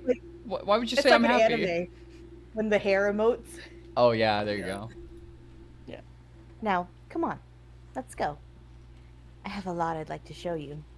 If you think you can keep up, that is. Let yourself be led astray. It was without any further preamble that the girl turned, her dark hair fluttering in her wake as she walked. The girl might have been slender, less like a flesh and blood ballerina, more like a fragile china figure of one. But her grip around Ethel's hand was surprisingly firm. her fingers pressed against Ethel's skin, hard and uncompromising like steel. And Ethel gasped. She hadn't realized the girl was so very strong. There was something a touch unnatural about the sheer force the girl was capable of exuding, with that slight frame of hers. But a touch of surreality had tinged their initial encounter from the very beginning, when Ethel had found her singing in the church. Their meeting had felt like something from a dream. Maybe this was a fantasy after all. The way the girl moved, nimbly navigating the trees which surrounded them, certainly felt like something from a dream. She made no noise, like a minnow swimming through a stream. Ethel, meanwhile, was far less coordinated. She was clumsy, and her feet made no shortage of noise as they trampled the grass and the leaves in her wake. Once, she almost stumbled, but the girl's grip on her hand didn't waver. The further into the forest they delved, the firmer her grip upon Ethel's hand seemed to become. The trepidation that Ethel had first felt when the girl had extended out her hand doubled, humming like a second heartbeat in the base of her throat. She could taste the earth when she swallowed. It was so potent she felt as though she was choking on it. Her mouth might as well have been stopping up with soil. They kept walking, on and on and on, and as the minutes elapsed, or had it been hours, Ethel's feet began to sting. Her shoes were beginning to feel like a constricting prison, one which squeezed her without mercy. Her hand, meanwhile, was aching. Why was the girl gripping it so very tightly? Ethel had half a mind to ask the girl to relinquish her grasp, if only a little to assuage her aches and pains. But these queries danced upon her lips. She didn't express them. It seemed doubtful that the girl would reply to her, and Ethel was also beginning to doubt the girl's intentions. Her fingers curled around Ethel's, tightly and possessively, and, as they did, Ethel was struck with a discomforting sense of wrongness. There was something strange. She was only now beginning to realize with the girl's hand. Her flesh was yielding. So much so, Ethel had to wonder whether there existed any bones at all within that hand of hers. If she didn't have bones, however, then how could she have gripped her, and so strongly, too? There was something strange about the girl's touch. There was something strange about the girl, full stop. This night had been nothing other than bizarre, but Ethel's surprises had yet to cease. There were more nightmares to uncover, nightmares which Ethel had never before considered. Her imagination simply wasn't good enough. It wasn't enough to preempt the sheer shock she received when the girl came to a halt, then glanced back at her. She observed Ethel, their hands still entwined like a couple of lovers, out on a midnight stroll. Well, now, isn't this relaxing? I find this part of the forest quite pretty. Don't you agree? There was nothing very lovely about Ethel's companion. Oh gosh. Oh! Let's grow out of her eyes! Yeah. The girl's smooth skin, which Ethel had once envied, had altered dramatically during their walk through the woods. It was no longer as fair as it had once been, and neither was it so very clear.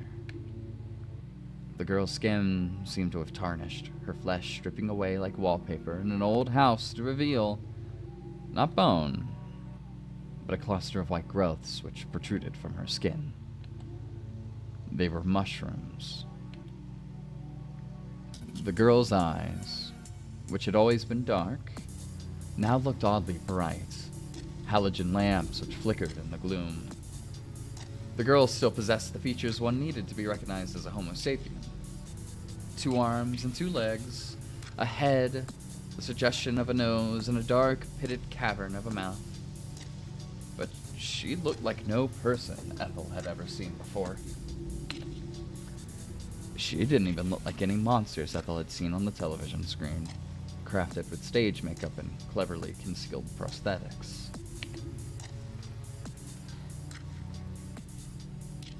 Ooh. She looked like something from a nightmare, so removed from Ethel's comprehension that she didn't know how to define her. Ethel's thoughts seemed to have ground in the moment the girl turned to glance at her, to a halt, slowing, then stuttering. The girl must have noticed Ethel's disorientation, and the distress which accompanied it, but it didn't seem to bother her. Maybe she'd been expecting it. The girl smiled, a dark, demonic sort of smile, which rivaled the blackness of the night which hung about them. The girl's dark hair had once been luxurious, but now it looked strangely brittle, like straw. Her body seemed to be undulating, ever so faintly, as if animated by some unholy energy. More mushrooms were sprouting from the side of her neck, her collarbone, her right cheek. There were mushrooms in her hair, garlands of them, like a crown of flowers. There were mushrooms, some white and ghostly, others dun brown, sprouting in the crevices of her arms and between the tips of her fingers. The mushrooms were swallowing her, flourishing as they'd always did on the carcasses of old, dry, dead things. The girl herself, with her straw-like hair and her patchy, discolored skin, might very well have been a dead thing herself. The way she spoke was, certainly, dry and rasping, as though she were enunciating through a mouthful of gravel. You... Ethel stared at the girl, at the creature in front of her which had once been a girl, with wide, frantic eyes. What are you? You really have to ask. I'm not so very different, you know, from the girl you were talking to before. We're still the same person. Though, maybe person was the wrong word to describe me. Lonely. The girl laughed. It was an awful sound, dry and scraping, like a tree branch drumming against a window pane. The sound sent shivers down Ethel's spine. Shivers she couldn't control. It was cold outside, but the girl's voice was even icier. Don't look so frightened. You have nothing to worry about. I'm not going to hurt you. Have I ever done anything to upset you before? Mutely, Ethel shook her head. She wasn't sure what to say in the face of this nightmare. There were no words. There. You see, there's nothing to fret. If anything, you should be flattered that you've been able to see us like this. We don't show ourselves in this form to many people.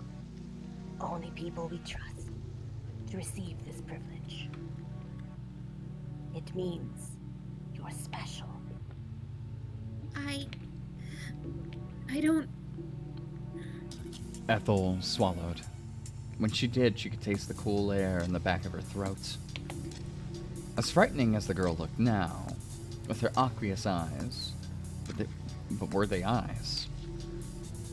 And the mushrooms, like barnacles sprouting from her greenish-bluish skin.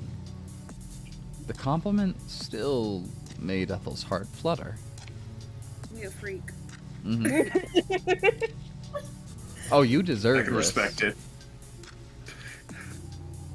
The pathetic, pitiful part of her that had always yearned for acceptance still appreciated the girl's kind words. But another part of her shrunk away from them, shaking,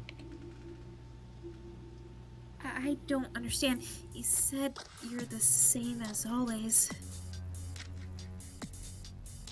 Correct. But you're not human, are you? Ethel winced the moment this query left her lips. It sounded so stupid, hackneyed beyond belief. It was the sort of thing she'd hear in Supernatural. Never had she imagined that she might end up saying such a corny line. Oh, you good? Mushrooms got to her. Uh-oh. Up. Oh, they might have. Hold on. The mushrooms got her. Oh no. We'll wait a Why few has the seconds. mushrooms become the Oh, there we go. mushrooms? Oh, Hello? Sorry. Don't. I figured it was the dog. I heard the sniffing. Yeah. How in the world had this happened? Ethel's face began to flush, despite the cold from embarrassment. It seemed like she would never be cool. She simply didn't have it in her. She was too large, too unwieldy, too awkward. How very. But the girl didn't seem to mind that. She giggled, the sound oddly mulchy, muffled by the mushrooms which were now beginning to push their way out of her mouth. Ugh. Mm-hmm. You're right. We're not a human. At least, not as you understand. Oh my god, we Gosh. finally got her name. The name. Monster! Monster. She is the... I love her energy drinks. You're full of mushrooms, so enjoy that. Oh, hell yeah. I just hope these don't turn me into a mushroom. Chug, chug, chug. Chug, chug. Unfortunately, it takes a long time. Ah, We are much, much more than one individual conscience. We are much more than a single individual, and we have been allowed to spread for too long. Our host was a human once, but we have long since consumed her body. There are pieces of her consciousness left, of course. But she's become so deeply entwined within us that it's hard to differentiate her from the rest of us. We are all one and the same. Your host? That's right. She was a girl, an ordinary girl, just like you. We met her in the woods a few years ago, and she took to us at once. She opened up to us and told us all of her secrets. She gave us every last little bit of herself and her soul. And then we devoured her. A girl?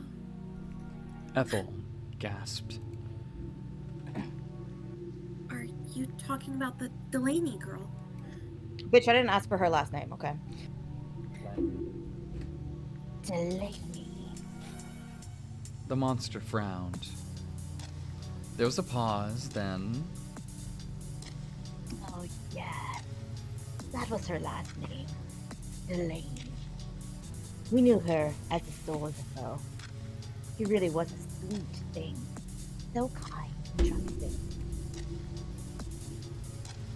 She used to attend a choir. She loved singing.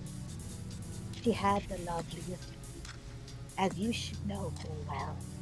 We did try to make the most of it before her vocal cords began to.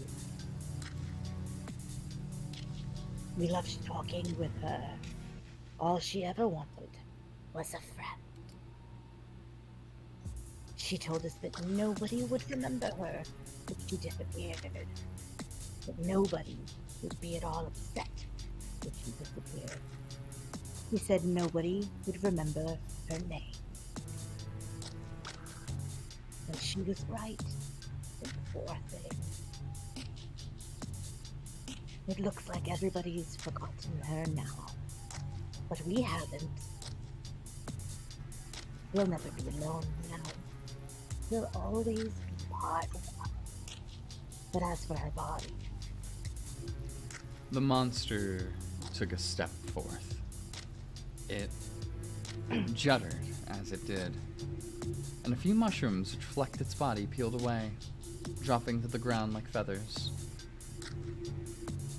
it can no longer deal with the strain. We filled her lungs with too many spores, and her brain too. Her heart still beats, though barely. It's a pity. We know that Isolde was attached to her body, but we can't keep using it. There's only so much we can get out of a host once its body finally begins to break down. Then you. Ethel trembled. When she inhaled, all she could smell was decay. You're. Some sort of fungus? That's right. We're a fungus, the only one, as far as we know, of our kind.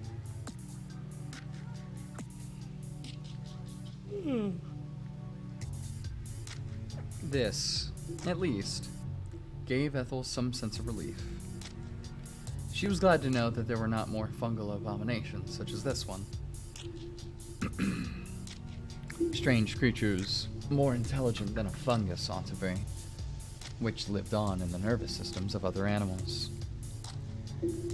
She didn't like to think of small woodland creatures, squirrels, rabbits, and moles, being possessed by a creature like this, their own selfhoods assimilated into an awful, abominable hive mind.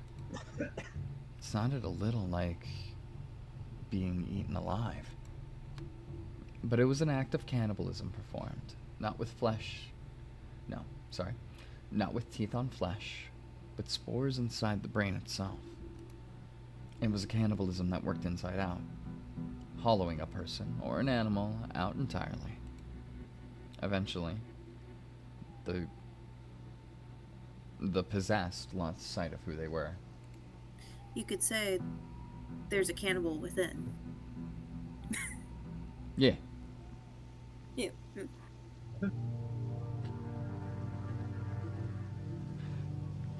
They became a shell of their former self, if they retained a sense of self at all. I was trying to decide on a lyric to reference, and I just couldn't. Sorry, Bailey. Yeah,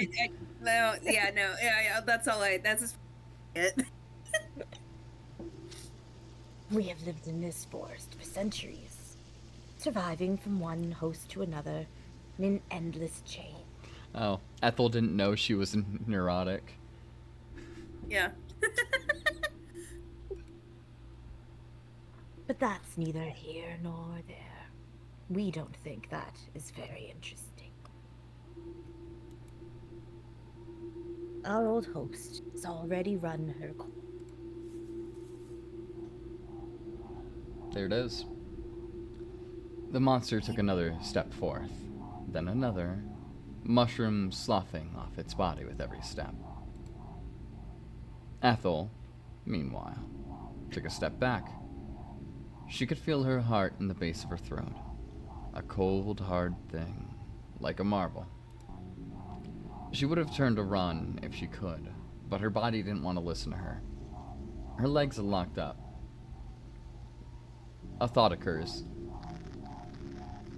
Do you think the author of this saw that meme, that old Tumblr meme about the mushroom and the guy holding a gun to it, and went, I could make a Yuri out of this? What is this but sexy? We referenced the meme in an earlier stream. Yeah, me and Clay fucking read it off. Yeah. Taking another step back was the only act of insubordination she felt capable, in that moment, of offering up. But it still wasn't enough. That's a fun sound. Ethel felt a resistance behind her. She could feel something rough pressing against her spine through the fabric of her clothes. Hey, yo. The monster had backed her into a tree. Now, there really was nowhere she could run. The monster was upon her, one sinuous arm outstretched, as it took Ethel's cheek, palming it. So Ethel gasped. Then, its voice low, it said, Oh, Mom, you are here, and you care for us. You said so yourself. You wouldn't let us die, would you? I'm gonna do one thing real quick. Turn it back down, because it is a bit loud now. I don't. We know that you're a good girl, Ethel. A kind girl. You're always putting others before yourself, even when they hurt you. We would say you ought to stand up for yourself more.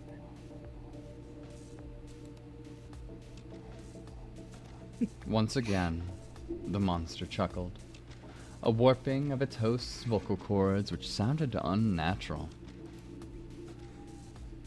We think it's best that you don't. We know you want pain, but we like you just the way you are.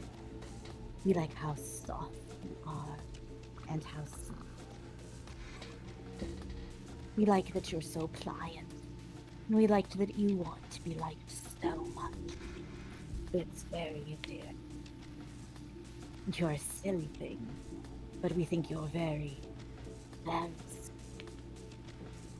The monster leant in, the wind catching in its dry, dead hair.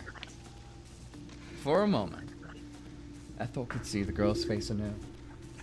Could see her dark eyes boring into her, unencumbered by the parasitic fungus which had protruded from her sockets. But then, the monster leaned in. It parted its lips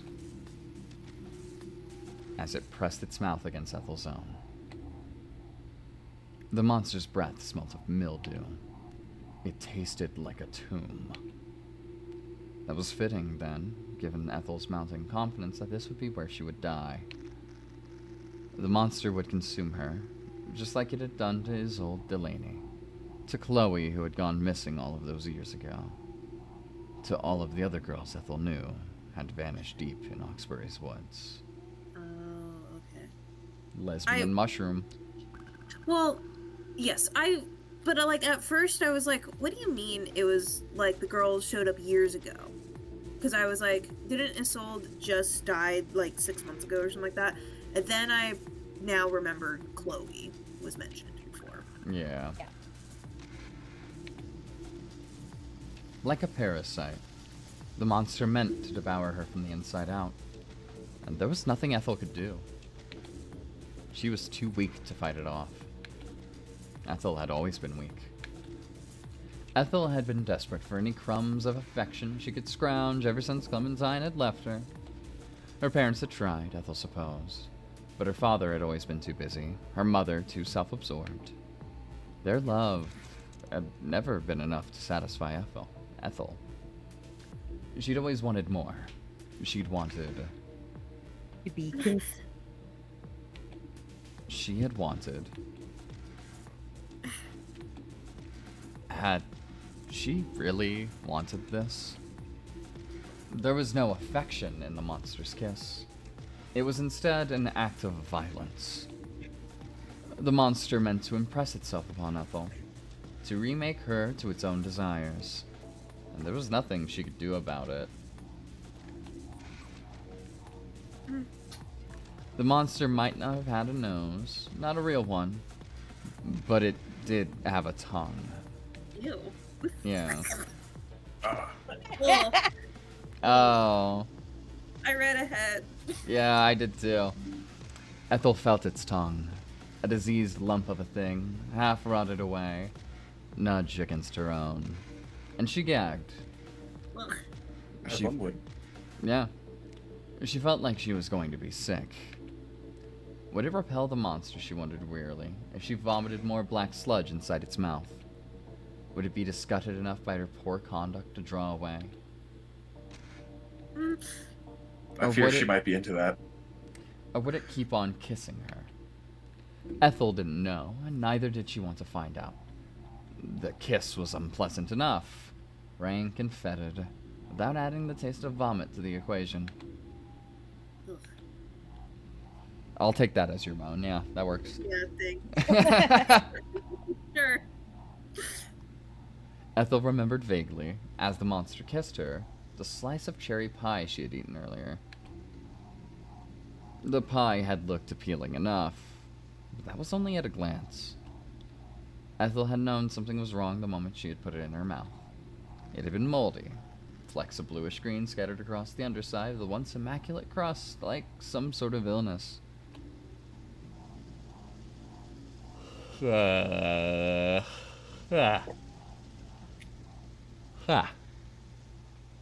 taste of moldy cherry pie wasn't so dissimilar to the taste of the monster's tongue as it twined with Ethel's own. Ethel had been able to spit the ruined pie out of her mouth, but she couldn't do the same with the monster's tongue.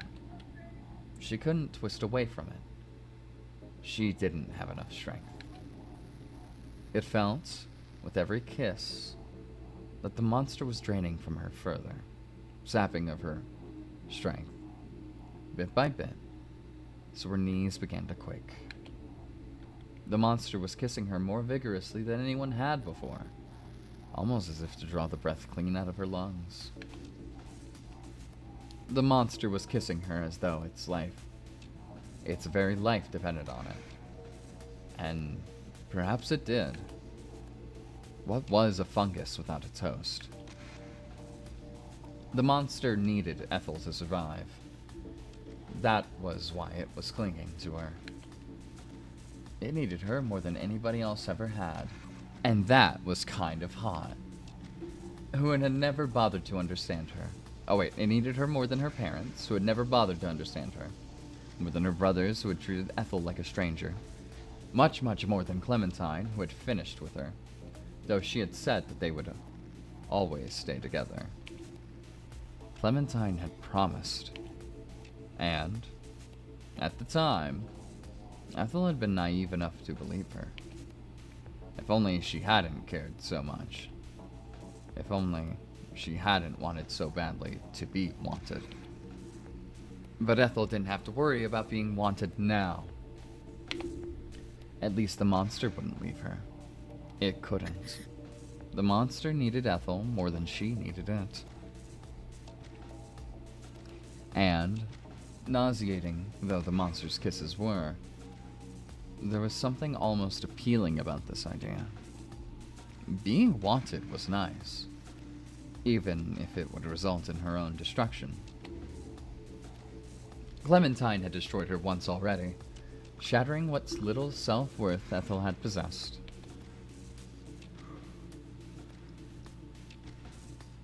Oh. She had told Ethel they couldn't stay together, that Ethel had been too depressing to date, that she hadn't loved herself enough. How am I supposed to love you? Clementine had shouted.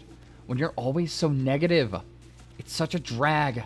I've been doing my best, but you're not putting in any effort at all. It's almost like you want to be miserable. No, Ethel had wanted to shout. That isn't true. I don't want to be miserable. I'm done. I just want to know that you really love me. I don't want to feel like a burden. That had been Ethel's biggest worry in her relationship with the effortlessly cool, confident Clementine. She'd been afraid of dragging her girlfriend down. Ethel hadn't liked going to clubs. Not like Clementine.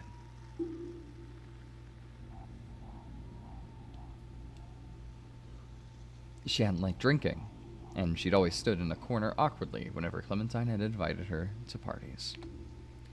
They simply weren't her thing. Clementine had always pushed Ethel, trying to get her to join in. You're not going to have any fun if you don't make an effort, Ethel. But why had it always been on Ethel to make an effort? Why couldn't Clementine ever take her feelings into consideration? Okay, you two just weren't compatible. I'm sorry. Like, Yeah. She might want to learn how to be, more wary of others' feelings, but at the same time, y'all are not compatible. like, yeah, it's just neither one of them was like the villain in this case. It's just that you guys just weren't compatible Yeah. as people. No, Ethel thought stubbornly. The ultimate end of their relationship hadn't been her fault. Not wholly. Clementine had claimed to love her, but she had never really listened to her. Not like the girl. Yes. Not like... The monster. She had never really cared. But the girl The monster. was different. It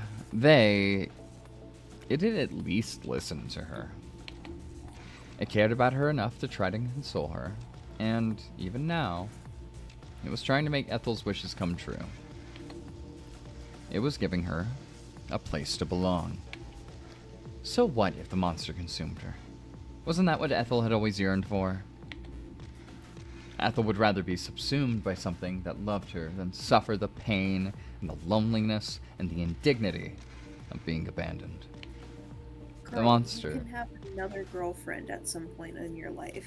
Like, But she's still not over Clementine. She's not worth having another girlfriend anyway. she's how old? 23? Yeah. If I consume the mushroom body, I become the mushroom body. Then I'll be hot. And then I'll finally be hot. The monster wouldn't abandon her, though. It couldn't. Well. Oh, yeah, there's that there. Let me just... Yeah. Okay. And maybe that was why Ethel relaxed into the monster's hot, intense kiss. I guess. What a description. And the spores, easing the mind and doing all that. Yeah. Suppressing all panic alarms, numbing the taste receptors. Yippee! Yay! Look, she has vine tentacles now too, and they're grabbing her boob. Yep. Ooh. Yep. Her eyelids fell shut, as though predestined. And, as they did, her thoughts began to blend together. Her strength, if she had ever indeed possessed any of it, was beginning to fail her. Her knees felt weak. Her legs were beginning to tremble. If it hadn't been for the tree against which she was pushed, she might have tumbled to the forest floor. It felt as though the girl, the fungus, the creature, as it kissed her, was draining her. Ethel's skin was beginning to feel uncomfortably cold, particularly the tips of her fingers, which were curled against the rough bark against which her body was pressed. The monster's mouth, meanwhile, was warm and wet, its tongue rough against her own. The monster bit down upon Ethel's lower lip, and Ethel gasped. Her vision was beginning to skew. The taste of decay in her mouth was stronger than ever before. It felt like the monster was filling her mouth with dirt. Its kisses didn't feel particularly affectionate. They were far too animalistic.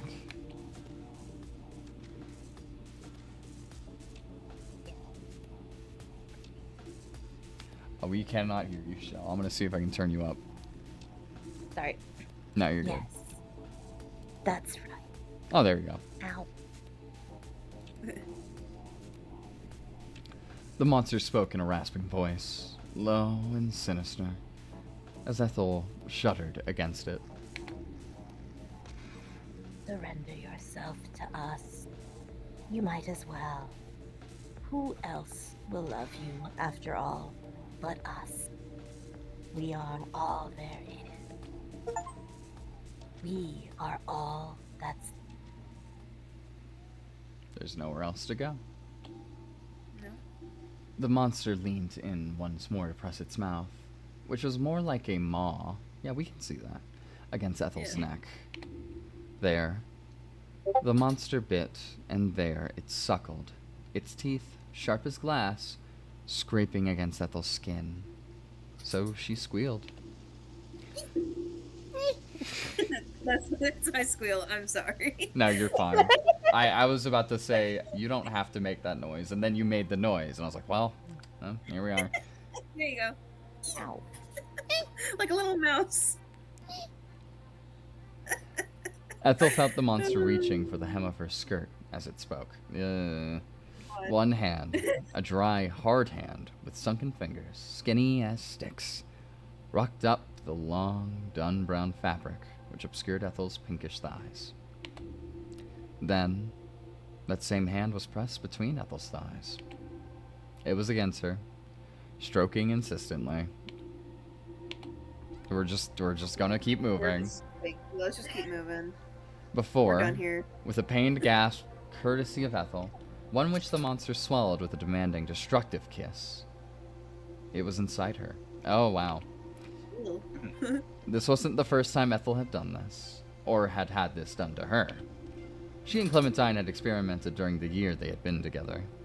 It had been inevitable given the duration of their relationship, and their mutual feelings for one another. Clementine had loved her, and Ethel had loved her in return. They had kissed, and they had cuddled, and they had done more besides. Clementine Just say had... that. There you Oh, go. God. Clementine had stroked Ethel to climax numerous times, Ethel shuddering all the while, and sighing, and wondering why Clementine bothered. Why did she like her so much? What did she even see in her? Ethel hadn't known, but she'd wanted to. In her earnest desire to understand and her ever-present insecurities, she had asked. She had worried initially that she asked too much, but Clementine had assured her that this wasn't the case. She had told Ethel that she was not annoying. You can't annoy me. It's just not possible. I like you too much. I think you're too cute. That was what Clementine had said in the beginning, but this sentiment of hers hadn't lasted. Ethel sometimes wondered when her continued desire for reassurance had gone from an endearing trait to an infuriating one. What had made Clementine change her mind? Perhaps there hadn't been a clearly defined moment. There often wasn't. Not in cases like this.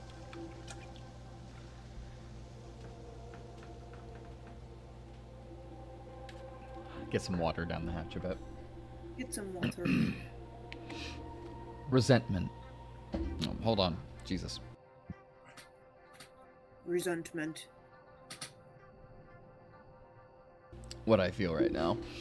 Resentment tended to build up slowly in relationships, bit by bit, like sediment on the ocean floor. Not if it's a good relationship.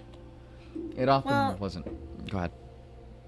This is one of those things where it's like PSA, clear communication is a grand thing, and Clementine should have been like, yeah, I love you. I don't mind assuring you that I love you. But as soon as it became annoying, she should have said something. And I mean, Clementine tried, but she was too frustrated at it.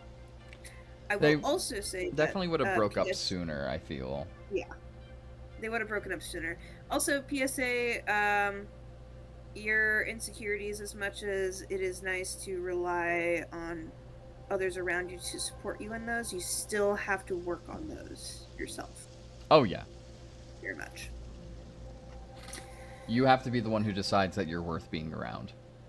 Yeah. I still haven't, though. I'm pretty sure these people fucking hate me. I'm kidding. I tell you that every time. You better be. It often wasn't possible to know, in the midst of it, just how bad things had become. Ethel hadn't wanted to annoy Clementine. But it was too late for that. What she wanted didn't matter. Clementine might have worried about Ethel's consent before they did anything approaching the erotic. But she'd not asked for Ethel's consent before they'd broken up. That's not how it works. It's not how it works. It's it. You broke up with me without my consent. That's because she You didn't know consent to what? dating you anymore, dumbass. You know what? People try to pull that though. It's I crazy. They really That's- do. Do they? Honestly, the difference between a divorce and an annulment. They'll Because be a divorce like, can be party. yeah, it's kind of like they'll be like, "Hey, I'm breaking up with you," and then sometimes people will just say no. I That's what refuse. restraining orders are for. What the fuck do you mean no? I said, it's crazy. No, you're not allowed. I don't care. Frankly. Yeah. That wasn't Who's a Frank? thing. Oh, he's my divorce attorney. That wasn't a thing that people tended to do before they broke their partners' hearts. Ethel knew she was being unfair and irrational, but she could remember thinking Clementine wasn't all that considerate at the end of their relationship. Clementine liked to posture herself as a good person, but she hadn't realized just how much hurt she had caused Ethel. Or maybe she simply hadn't cared. Ethel wasn't sure, but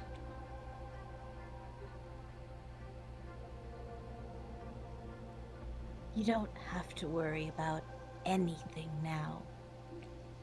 the monster intoned, its mouth against Ethel's ear, its teeth inhumanly sharp, like shards of glass. You've done this already. You said this already.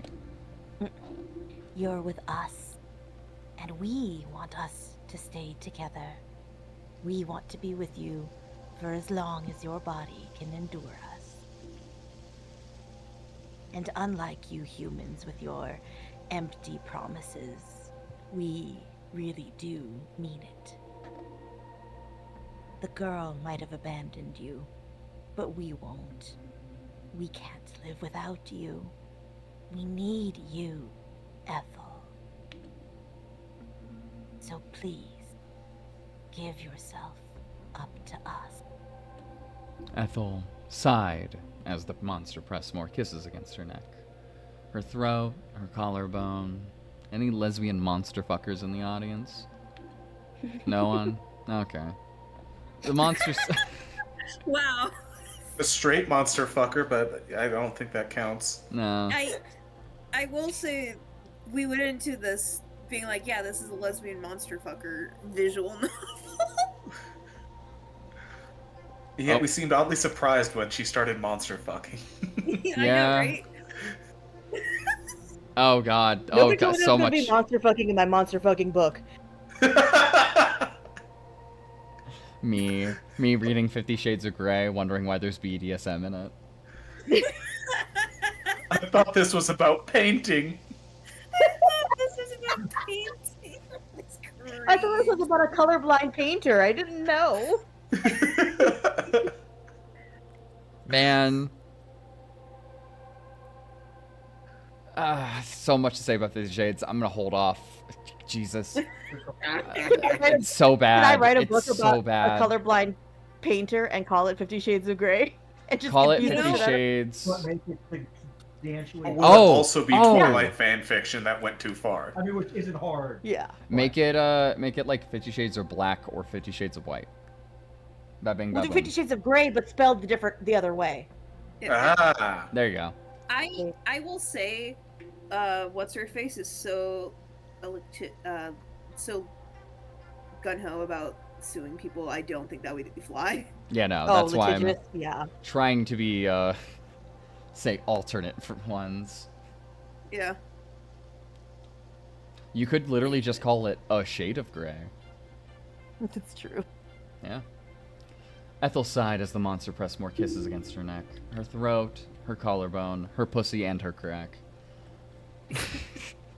I hate me too. The monster's fingers were still moving all the while, inside her, stirring her.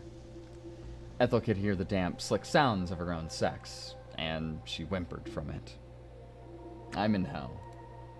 This shouldn't affect I find it so funny how fucking. Do you want me to read? I got it. Girl, I'm you- enjoying myself, but in like the weird way where I'm like, this is not sexy and I am laughing at this. Yeah. I could read it in a Kronk voice. That could keep the vibes up. You know what, Clay? Do you want to take over as Kronk? Read. It feels so good.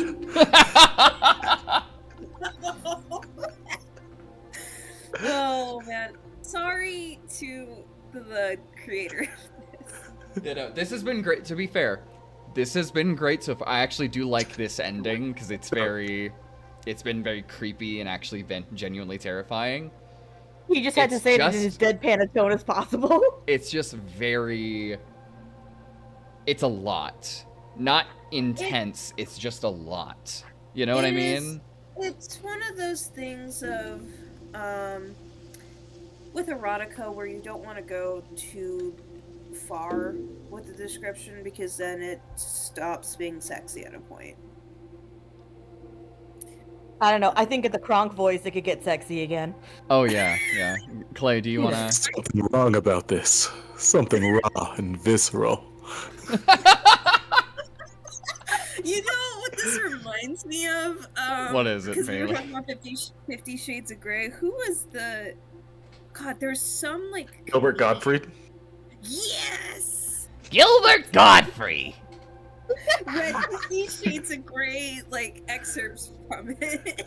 Yup. There was something wrong Yeah. about this. Something raw and visceral. I don't do a very good Gilbert Godfrey, to be fair, but something raw and visceral. That wasn't too bad. There you go. That was better. Okay, do we want to do my shit Godfrey or his actually pretty good Kronk? That is up to y'all. I don't care as long as we get through it. But it I had could- been a long time since anybody had touched her like this. And her own clumsy and ineffectual pawing in the bathtub didn't count. The monster might have been made of fungi, but it was still better at sexual stimulation than Ethel had ever been. Ethel was unsure what that said about her technique. She didn't want to think about it. Could that have been another reason why Clementine had finished with her? Ethel had suspected that Clementine had pretended to orgasm when they were intimate together, to spare Ethel the humiliation of not being able to satisfy her. But I thought you were gonna go, yeah. it's no longer my line. I respect my lines.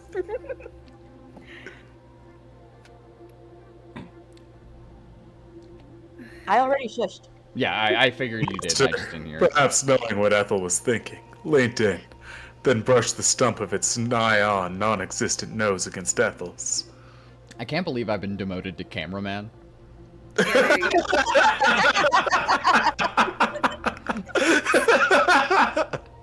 Once the smut's over, you can take over again. Okay. Don't say anything. But I wasn't. Not out loud, perhaps. But we can tell. You're Imagine- still thinking about. Imagine you're getting with somebody, you read their mind, and it's just their ex. That would... Yeah, it's like, bitch, God. stop. It's All- about their ex and how inadequate they are at pleasing themselves. Like, the monster's gonna pull away and be like, listen, this is a drag, okay? Damn. Listen. Your ex might be right. Hey, so we're not about this. We're realizing there's a lot of baggage going into this. It's not really healthy. You know what, Ethel? I think I'd rather fall apart in the woods. Goodbye. And then she just walks away. I think God. we do irreparable damage to Ethel's psyche. I think so, yeah. Oh, see, then Ethel becomes a serial killer and she murders generations of women. Oh, you're right. Passing on the torch. I see. I like it. Yeah. So in my brain, my alternate joke was, not out loud perhaps, so we can tell. You're still doing the Kronk voice.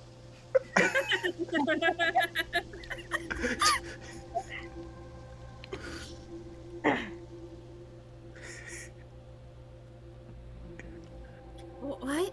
But how do you... We know a lot of things. The monster spoke with a smile, one which looked disarmingly girlish and sweet alongside it. We know that you haven't, that you have been let down a lot in life. It's why you don't trust us. You can't give yourself up to us. You won't let yourself relax. But it'll be all right. We promise. Do you really mean that? Naturally. We aren't lying. We need to take care of you, unlike that awful girl who broke your heart. You're going to be our new host, so we need to take good care of you. We wouldn't hurt you. That would be like hurting ourselves. We'll fill you up until there isn't any of you left to speak of. We'll become part of you, and you'll become part of us. And you'll never have to be lonely again. The monster continued to scatter kisses against Ethel's skin, like raindrops. Or was it a her? There was enough of the girl left in its face, in its voice, that Ethel wasn't sure. Kisses stung. They were like curses. The kisses soothed. They were like blessings. Ethel's skin, which had always been pinkish as opposed to being stereotypical prettily pale, began to bruise. Ethel's body was coming to life beneath the monster's muddied maw. Ripples of color swirled across Ethel's throat and her neck, her clavicle and her collar. Her skin prickled. Her whole body shook. Then, clusters of fine, white-capped mushrooms began to sprout from the wreckage of Ethel's withering, wasting flesh. Oh god. Ethel opened her mouth. Did she mean to scream? But she was soon silenced. The monster's lips were against her own, their tongues tangled. The monster's breath tasted of compost, tasted of earth and dirt and the squirming, writhing insects that lived within it. The monster's kisses left Ethel lightheaded. It felt as though she was being buried alive.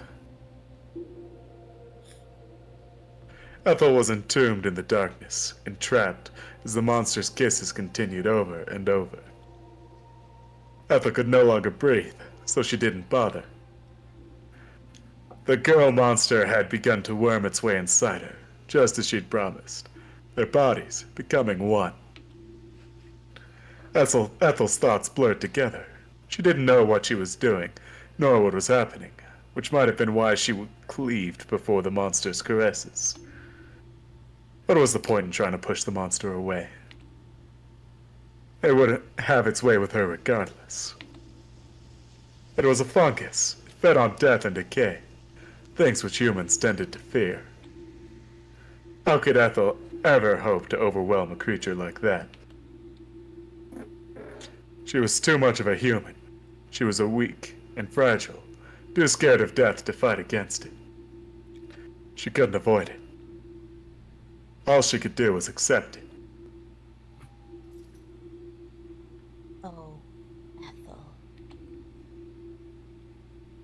The monster drew back, then caressed Ethel's cheek with one hand, the hand which wasn't between Ethel's legs. We know you've been struggling for such a long time. But you needn't struggle anymore. We're here for you. We'll take good care of you. So, The monster. Now, the girl. Dozens of girls exhaled. Ethel felt their breath against her earlobe. She shuddered. it's all right. Don't fret. I'll be with you. I'll never leave you. Isn't that what you've always wanted? Ah, Ethel has I'm crossed here the with her. lesbian event horizon.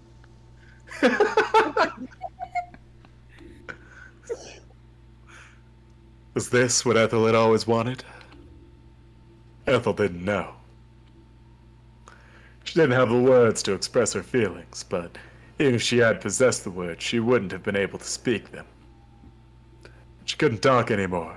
Her mouth felt dry, as though it was stopped with cotton wool. She was choking on the air, on the atmosphere, on all of this raw, visceral affection. She didn't care. Oh yeah, I have to continue, don't I? If this was what death was, then she would welcome it. It almost seemed silly now, as she succumbed to all of these kisses, that she had ever been so afraid of this.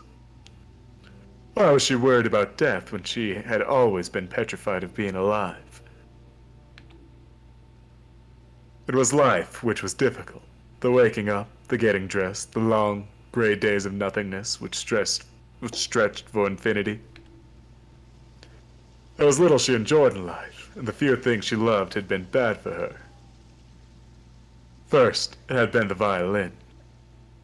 Then, it had been the escapism that came with her favorite fantasy novels. Then, it had been Clementine. But Clementine was gone now. Nobody to love in her absence, Ethel had drifted. She hadn't known how to fill her dull, gray days, and she had languished. Being abandoned by Clementine had hurt. It hurt so much that Ethel worried she would never be able to recover from it. It felt like her heart had been disassembled, as if it were nothing more than a piece of old IKEA furniture.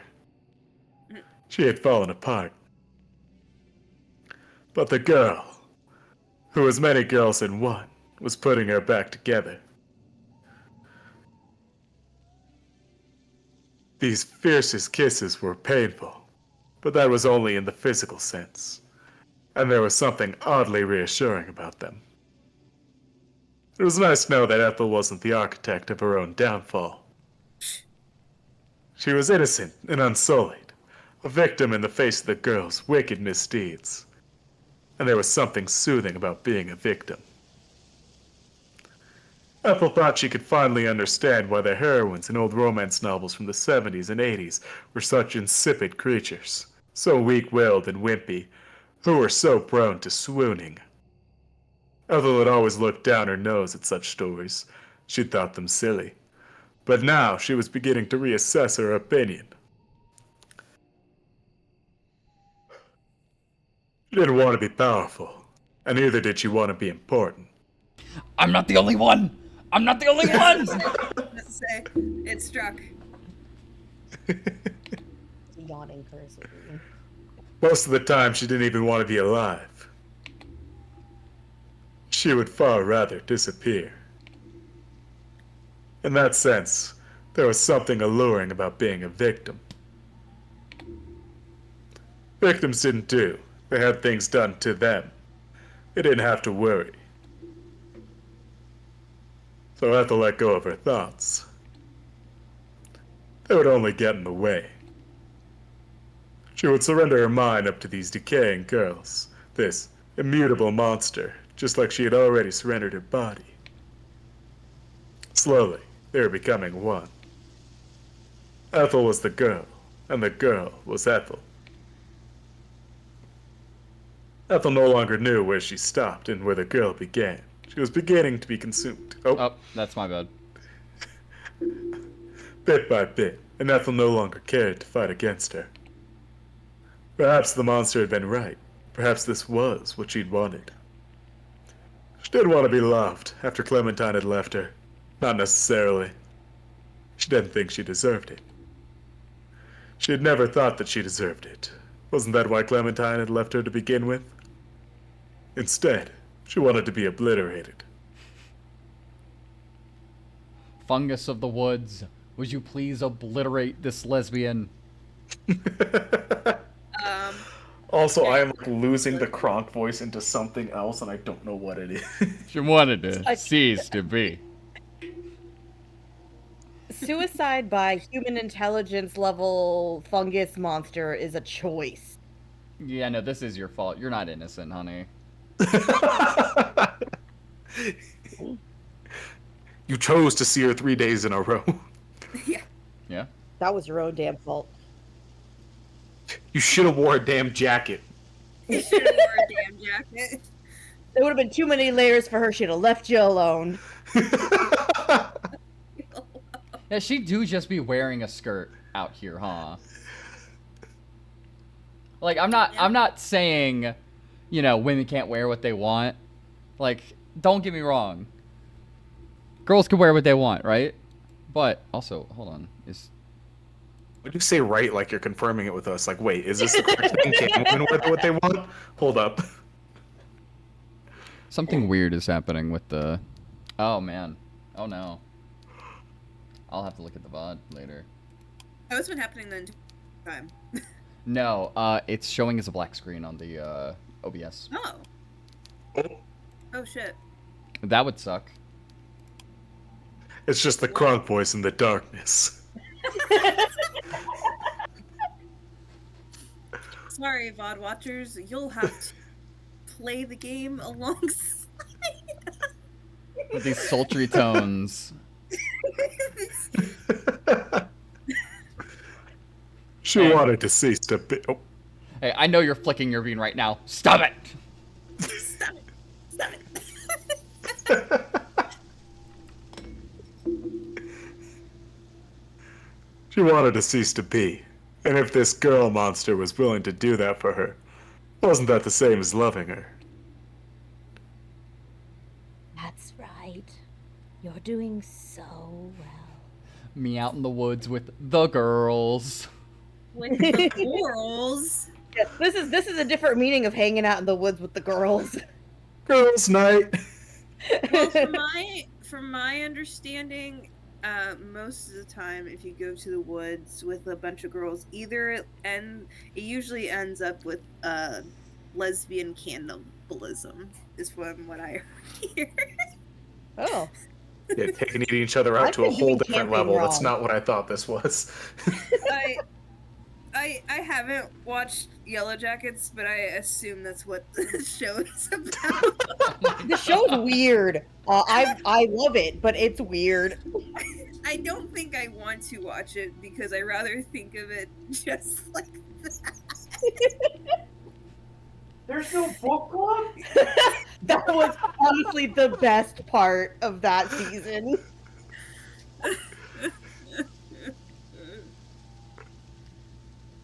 Alright, Clay, read the line.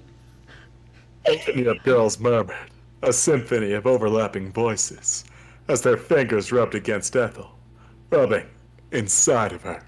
For the longest time, I've wanted to say this as well. Bitch got claws. Hey, you shouldn't be putting them inside of a girl. I'm gonna be honest. Clip them. Yeah, go trim your nails. Hold up. I also think that she's made of mushrooms, and that should probably not go there. Yeah. Nah, The mushrooms mushrooms are are- fine. The I'm- fingernails less. I'm going to assume if the girl's hand felt like it didn't have bones in it, that the nails are probably also flexible and soft. I would hope so. Nah, she clawing that pussy open.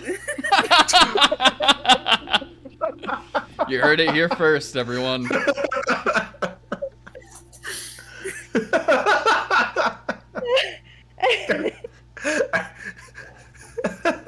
I'm gonna put Bailey saying she's clawing that pussy open, everyone, on the Geyer's chat. Yes! Man, like a badger ripping open a burrow. The coach channel just have River go, what the fuck is happening? Oh, man.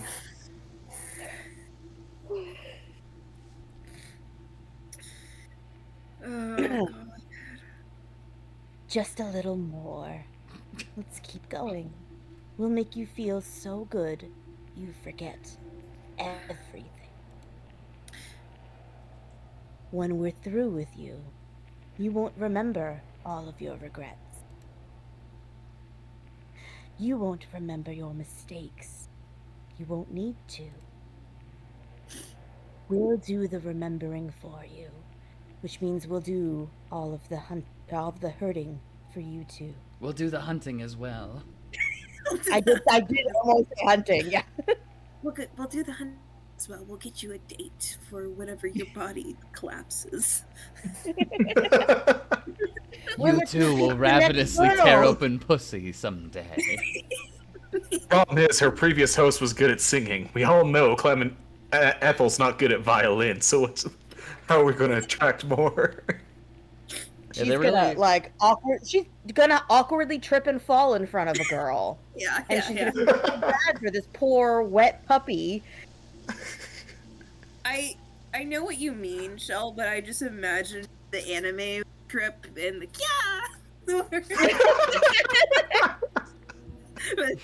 the panty shot.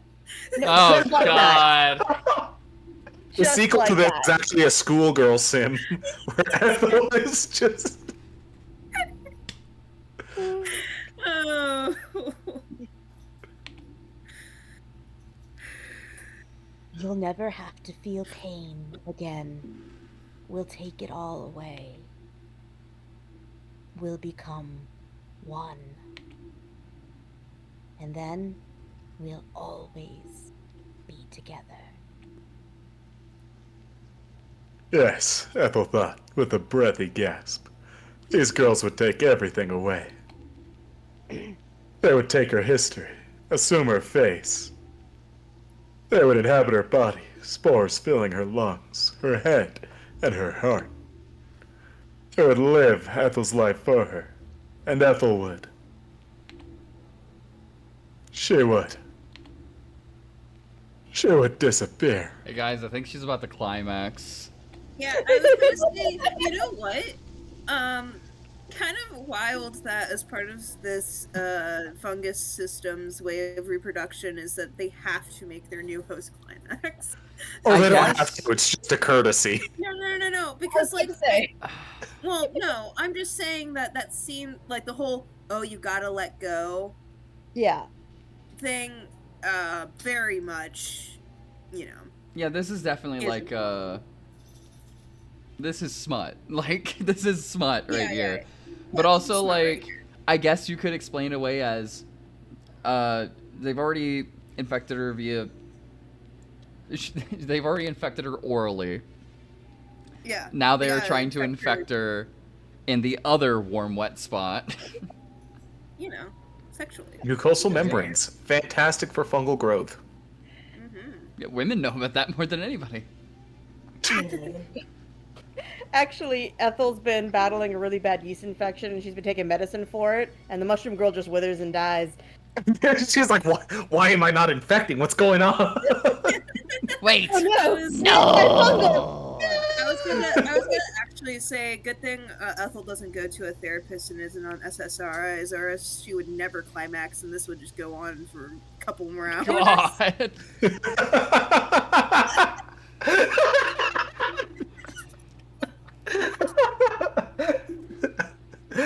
I'm sorry. It's the SSRI. She didn't want to live anymore. David's like, same.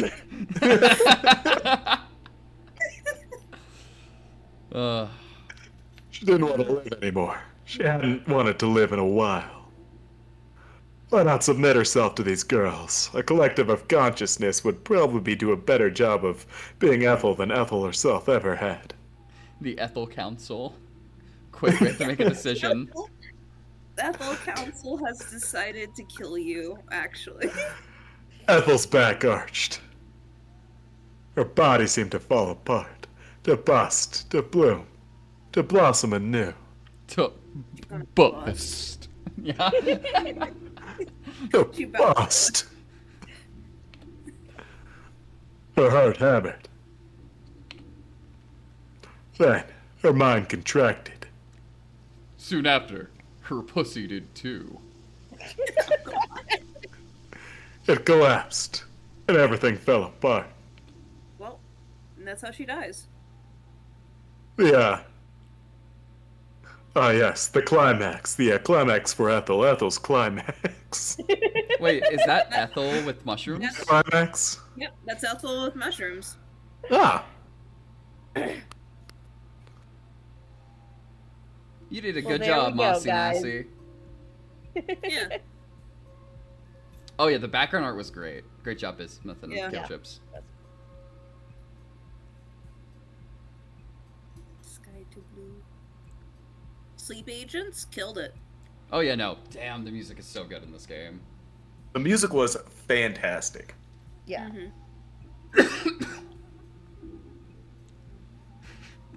I wanted to say something so mean, but I'm not going to. Yeah, I was No. probably thinking the same thing. The writing's I'll not be that honest. bad. I'm just not a fan of the way smut is written. Well, you also are not a fan of this art of this author's. This author definitely writes to fit a word count. Yeah, there's a lot of there's a lot of fluff.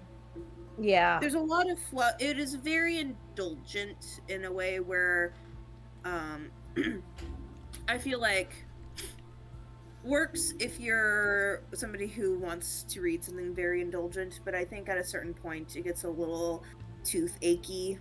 Mm. I am Especially if you're very proud. obviously a utilitarian when it comes down to this stuff. Like, only use what you need. So it's not for me. I No, can it's like- see the appeal, but it's just not for me.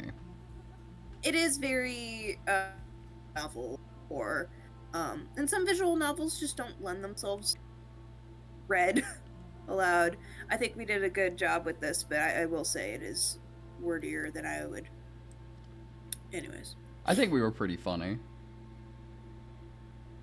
It just, I think it definitely got to a point where I was like, can I just kill Ethel? I'm gonna kill Ethel. She is Yeah. annoying the shit out of me with all of the I self-deprecation. also wonder if you would feel that way if you just read it and your brain reading it as quickly as it did.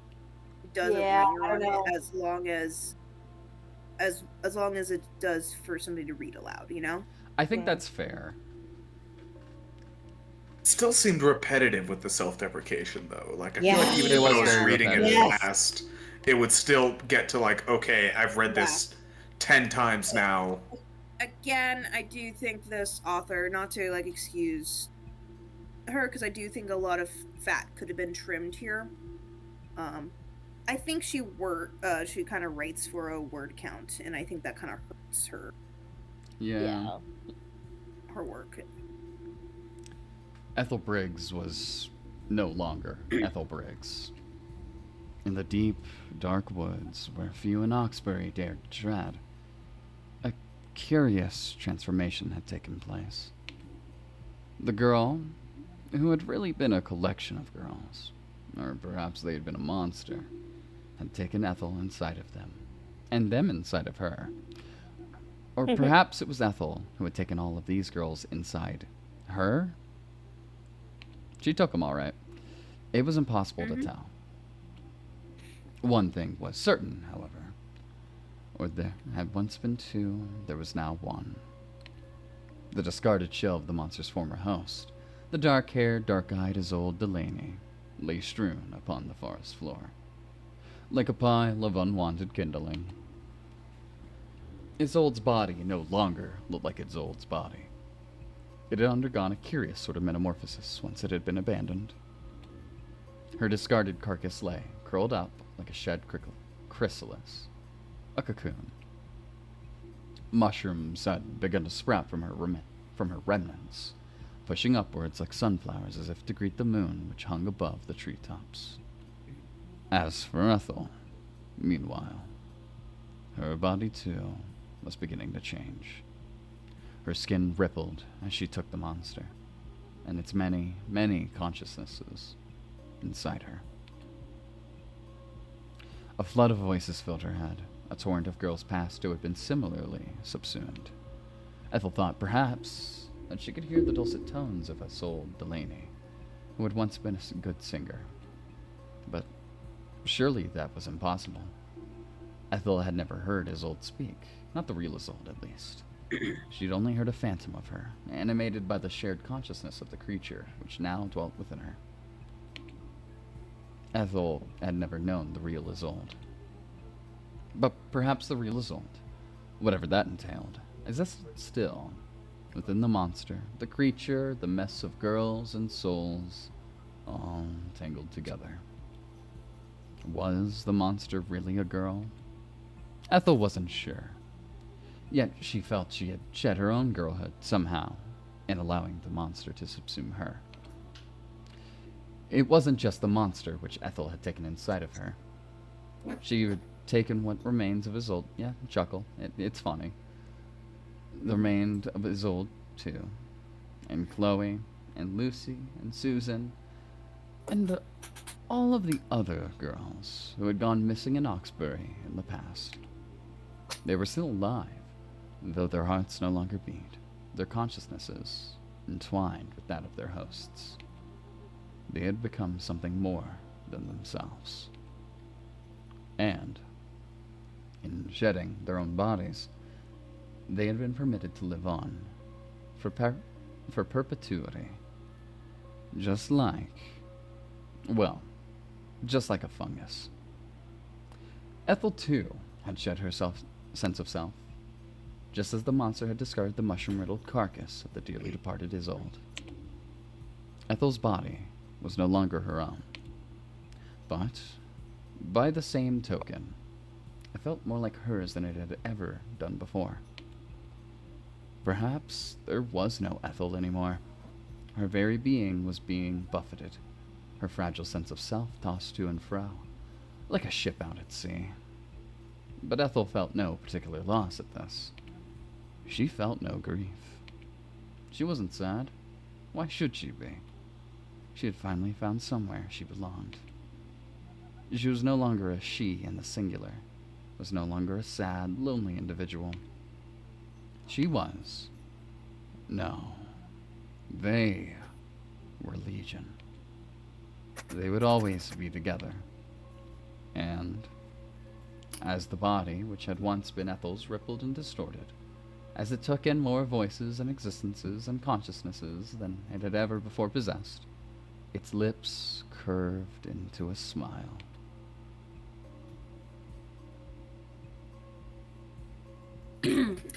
There, see?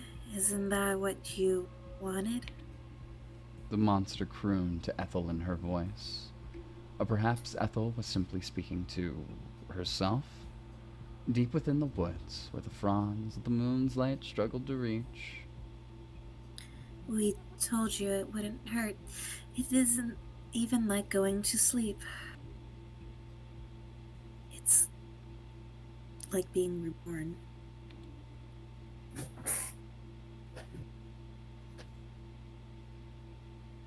Yippee! Got the sassy little hand on the hip, too. Yeah. Oh, see, lost opportunity. I feel like now we should have said the lines together. Yeah, I know, right? I thought about it. I hesitated for. Wait. Wait. 3, 2, 1. It's like being reborn. We couldn't time it. Yeah, no, No. I don't really know. It's hard to do. Yeah. Yippee! Wahoo! Well, there you go. You came just in time for the becoming part of the story. Emphasis on the coming part. Oh. There's a locked image? I'm confused by this. Where's the secret ending? There was no decision, so there is no secret ending. Yeah, there's no decisions. There's no secret I'm ending. assuming It's that's just a spare that they don't have there. Yeah, probably. Oh wait, hold on. Gallery, music. Yeah, baby! All the music. Notes. Oh, here we go. Okay. Hello everyone, and thank you for reading Her Love Like Poison. I hope that you enjoyed your time with it, or at the very least you found it interesting. Like always, I'll write a few notes explaining where I got the idea for this little story, and some tidbits about the development process. So, I actually had the germ of the idea for this story a really long time ago. Like Cage of Roses, it's another vague idea I've had floating around in the back of my head for years, lol. My first concept for this story, however, was pretty different from what I actually ended up writing. This is a bit convoluted, but I was inspired to write a story with a cute fungus girl after spending the night in a friend's dorm room back in university, and seeing the absolutely rank state of their shower. This friend had, well I guess they still have, OCD, and it led them not cleaning their shower properly when the tiles started to get moldy because they didn't want to risk touching the mold. I had a conversation with the friend to the extent of, why don't you clean your shower? I can't clean my shower. My OCD won't let me go near the mold. So you're just gonna leave it like that? Yeah, I guess. And, well, it got me thinking. I thought it might be fun to write a moeg, where the MC has OCD, which prevents him from cleaning his shower. He's staying at home in a small English countryside village while his parents are on holiday, and he's meant to be working on his thesis. Alright, this is starting to sound a little more like Her Love Like Poison. So his parents aren't around to help him clean the shower. The MC keeps putting his problem off, while the mold in the shower gets more and more out of hand, until inevitably, well, this was going to be the cute BXGVN, the colony of mold gains sentience, becoming a cute anime girl, and then the MC starts to fall for her. He really can't clean up his shower now, because if he does that, his mold waifu would die. Oh no! I love this. This is so dumb. I love it. This is really cute, actually. These here are the notes. I also had a couple of other girls slated for this very serious story. There was going to be a mushroom girl dwelling deep in the forest called Elspeth. I like that name. That's fun. Yeah. And I was going to give the MC a childhood friend who lives in the village and who sings in a choir at the local church called Susie. And I was pretty hype about it. I even wrote a little bit of it. But the story never progressed too far, and I wound up scrapping it. While I was conceptualizing this BXG story, I got pretty into writing Yuri, so I wound up pivoting away from het romance to write things like strawberry vinegar and blackberry honey instead. I still liked the general idea, however, and I wanted to do something with it. I sat on the idea for a bit until I happened to read Mexican Gothic by Silvia Moreno Garcia. I won't go into any detailed spoilers for this story, but it does have sentient fungus people in it, which reminded me of this old idea I'd once had. I started to think about reviving the story and giving it a slightly more horror-ish bent, as opposed to the cutesy comedic romantic tone I'd originally been aiming for. What if I made my mushroom girl a mysterious, ominous sort of entity who dwells in the woods and, like a siren, tries to seduce young girls from the village so she can colonize their bodies with her fungal spores and assimilate their consciousness? That seemed like a fun idea, so I started to write Her Love Like Poison. I think I also happened to read What Moves the Dead by T. Kingfisher around this time, which has a similar premise, so I probably took some inspiration from that too. I decided to lean more into the spooky atmosphere, and I had a lot of fun describing the dry, dead woods and Ethel's general sense of mounting unease. Leaning into the horror aspect meant I could do some pretty descriptive writings, a la It Gets So Lonely Here. I wrote Her Love Like Poison about a month after writing Lonely, since I was in the mood to write more spooky stories set in the woods, and it meant I could make the story more moody. Her Love Like Poison became pretty dour compared to its original incarnation, since poor Ethel has a lot of self-confidence issues. She's feeling particularly down on herself after her girlfriend left her, and she's losing interest in the two things she used to take comfort in, the violin and classical literature. Ha ha ha. I gave her a pretty uneasy relationship with her family, too, to make her feel more isolated. Though, by the by, I didn't want to paint either of her parents as being abusive. I think Ethel's mother actually seems quite nice based on the snippets we get of her. She clearly loves her daughter a lot, they just don't have all that much in common. Yeah. Good job on that part. Yeah, good job. Yeah. I'd wanted to lean into the body horror aspect more initially, and highlight how scary it must be to be consumed by being other than yourself, to find your own selfhood being erased. But the more I developed Ethel's character, the more I started to think, would she really find that such a bad thing? Ethel is quite clearly depressed in this story, even though it never states as such, and she's simply drifting along. She doesn't like herself, she doesn't have any friends after her bad breakup, and she can't envision a future for herself. She really isn't doing well. And, given these circumstances, perhaps she would find being mind-melded with a fungal colony quite an attractive option. I guess more emphasis on the attractive part. Ethel does resist initially, of course. In the original draft of the story, this final scene was much more violent and had a heavier undertones of sexual assault. Oof. But she eventually there was a little bit there. Yeah. But she eventually warms to the idea of being one with the living fungus. As the girl, or monster, says, they'll never be alone if Ethel submits. Their consciousness will meld together, and Ethel will never feel lonely again. The heroine in It Gets So Lonely here could only be so lucky. Based on what you've told me, Bailey, that's accurate. I haven't even finished it yet, but from my understanding, yeah. In the end, I wound up rewriting the last scene to feel more reciprocal. Ethel ends up taking solace in the idea of the symbiotic relationship, and she likes the idea of being needed by somebody. You could argue that the ending is actually quite happy, which makes me wonder whether it's a horror story after all. Is cozy horror a genre? I suppose if you aren't like Ethel, the idea of being brainjacked might be an unpleasant one. But if you no longer want to live, yet you have no real conviction to die, becoming one with your mushroom overlords might be an attractive proposition. I wanted the end of the story to feel reassuring, in any case, but your mileage might vary on that one. And some extra information. Mr. Brown's dog, Sparky, takes his name from the Cardiac song, Dog Like Sparky.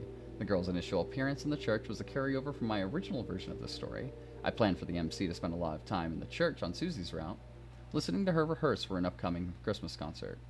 And I originally toyed with setting her Love Like Poison in the same universe as the Fairy song. I don't know what that is. Research for later. Creator, yeah, this author has a lot of VNs. She has said a lot of them so far, so. You should look at her store page. Fair.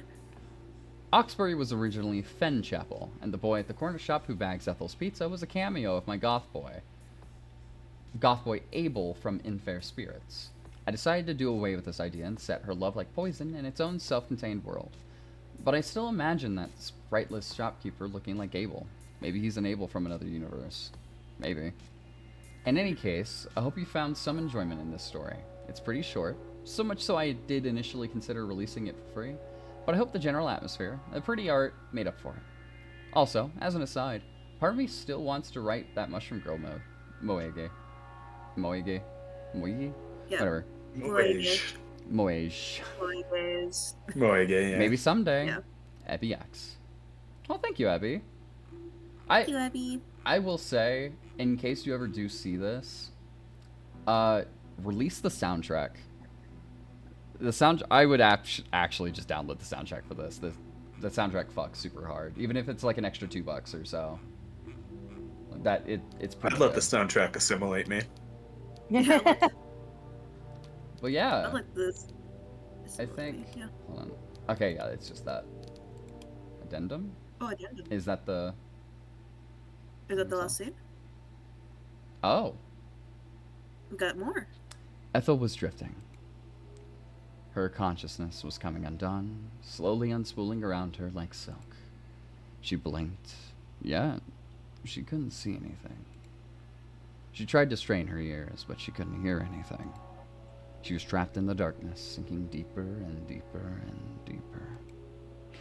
It felt as though she were falling through an endless abyss. She tried to scream, yet she couldn't make her mouth move. She wasn't even sure as she drifted whether she even had a mouth. She wasn't sure who she was, where she was. What was going on?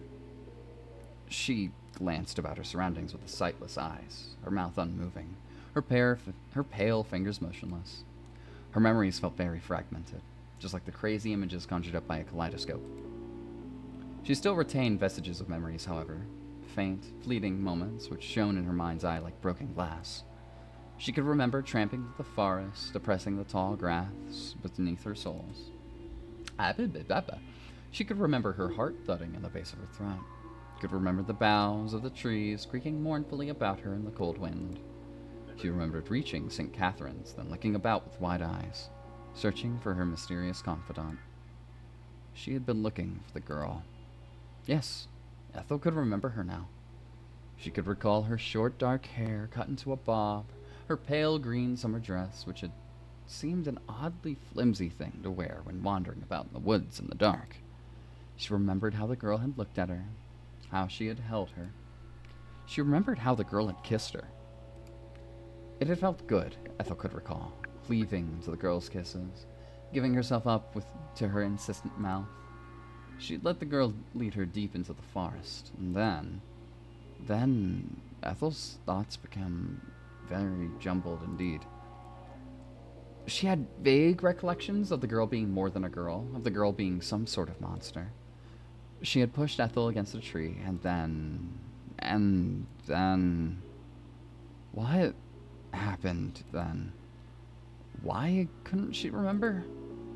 Ethel strained her mind, if indeed her mind still belonged to her, as she struggled, fighting against her mounting fatigue to remember. She tried to penetrate the thick, soupy fog which had filled her brain, tried to recall what in the world had happened to her. And yet... I'm thinking Shell, probably, right? Oh. You know, I wouldn't do that if I were you. Ethel gasped. Finally, she could open her mouth, could make noise, too. She snapped her head upwards, her eyes wide. Before, she had been drifting in the darkness, lost like an old folk tale to the inevitable shifting of time. But now, her vision had been flooded with a bright, almost unforgiving light. She was no longer drifting in the darkness, and neither was she alone. Yeah. There was a girl with her, hovering before her in the air. She wore a white sundress, just as Ethel imagined an angel might wear. So white and pure, she seemed to blend into her surroundings. The girl's skin was very pale, but her hair was dark, cropped about her chin in a bob which Ethel remembered. She looked very much like the girl, the one Ethel had first met in St. Catherine's. She was the spitting image of her, in fact. They looked so alike it was uncanny. But unlike the girl, this fairy-like apparition, had blue eyes. The girl reached out, a small smile upon her lips. She found Ethel's hand, her fingers skimming the backs of her knuckles. And the moment she did, Ethel started. A flash of recognition sparked within her brain. She knew this girl. She felt almost intimately familiar with her. In fact, even more so than she had been with Clementine. She felt as though they were soulmates, two halves of the same whole. This should, of course, have been impossible. If Jude had been there to hear his daughter's thoughts, he would have chided her. Jude didn't believe in wishy-washy things like soulmates. He didn't seem to believe in the concept of love in general, though despite his cynicism, he never failed to buy Lauren presents for Valentine's Day, or for her birthday, and for their anniversary. Jude had spoiled his wife much more than he had ever spoiled Ethel. So much for not believing in love, then. Jude was probably a hypocrite, but that was nothing to castigate him for. Most people were. Ethel was a hypocrite, too. She had always wanted to be loved, but she had been too afraid to reach out to other people, to make herself vulnerable. Perhaps she hadn't been open enough with Clementine. She hadn't made enough of an effort. Their relationship had died, and Ethel had died alongside it. But it felt like this part of her, this delicate, fragile part, which she had feared Clementine had broken, was being healed. The girl with the dark hair was soothing her. Her touch alone was like magic, and Ethel knew at once, as the girl's fingers squeezed about her, who she was. She knew how old she was, knew where she had been born, who her parents were, who her grandparents were too. She knew everything about her. A flood of information filled her, a veritable deluge of it. Ethel blinked, then said, Isolde? Shall. They're muted. Oh, Sorry. you're good. That's right. I'm Isolde. And you're Ethel, aren't you? Yes, I'm Ethel, but how do you know that? How do you think? Isolde rejoined, dimples appearing on her cheeks. I know it the same way you do, silly. I know everything about you. It's because we're the same person, you and I. Don't you see? We've become one, so you don't need to think about your old life. You don't need to fuss about it. All of that is in the past. The past. Ethel frowned. Could it be true?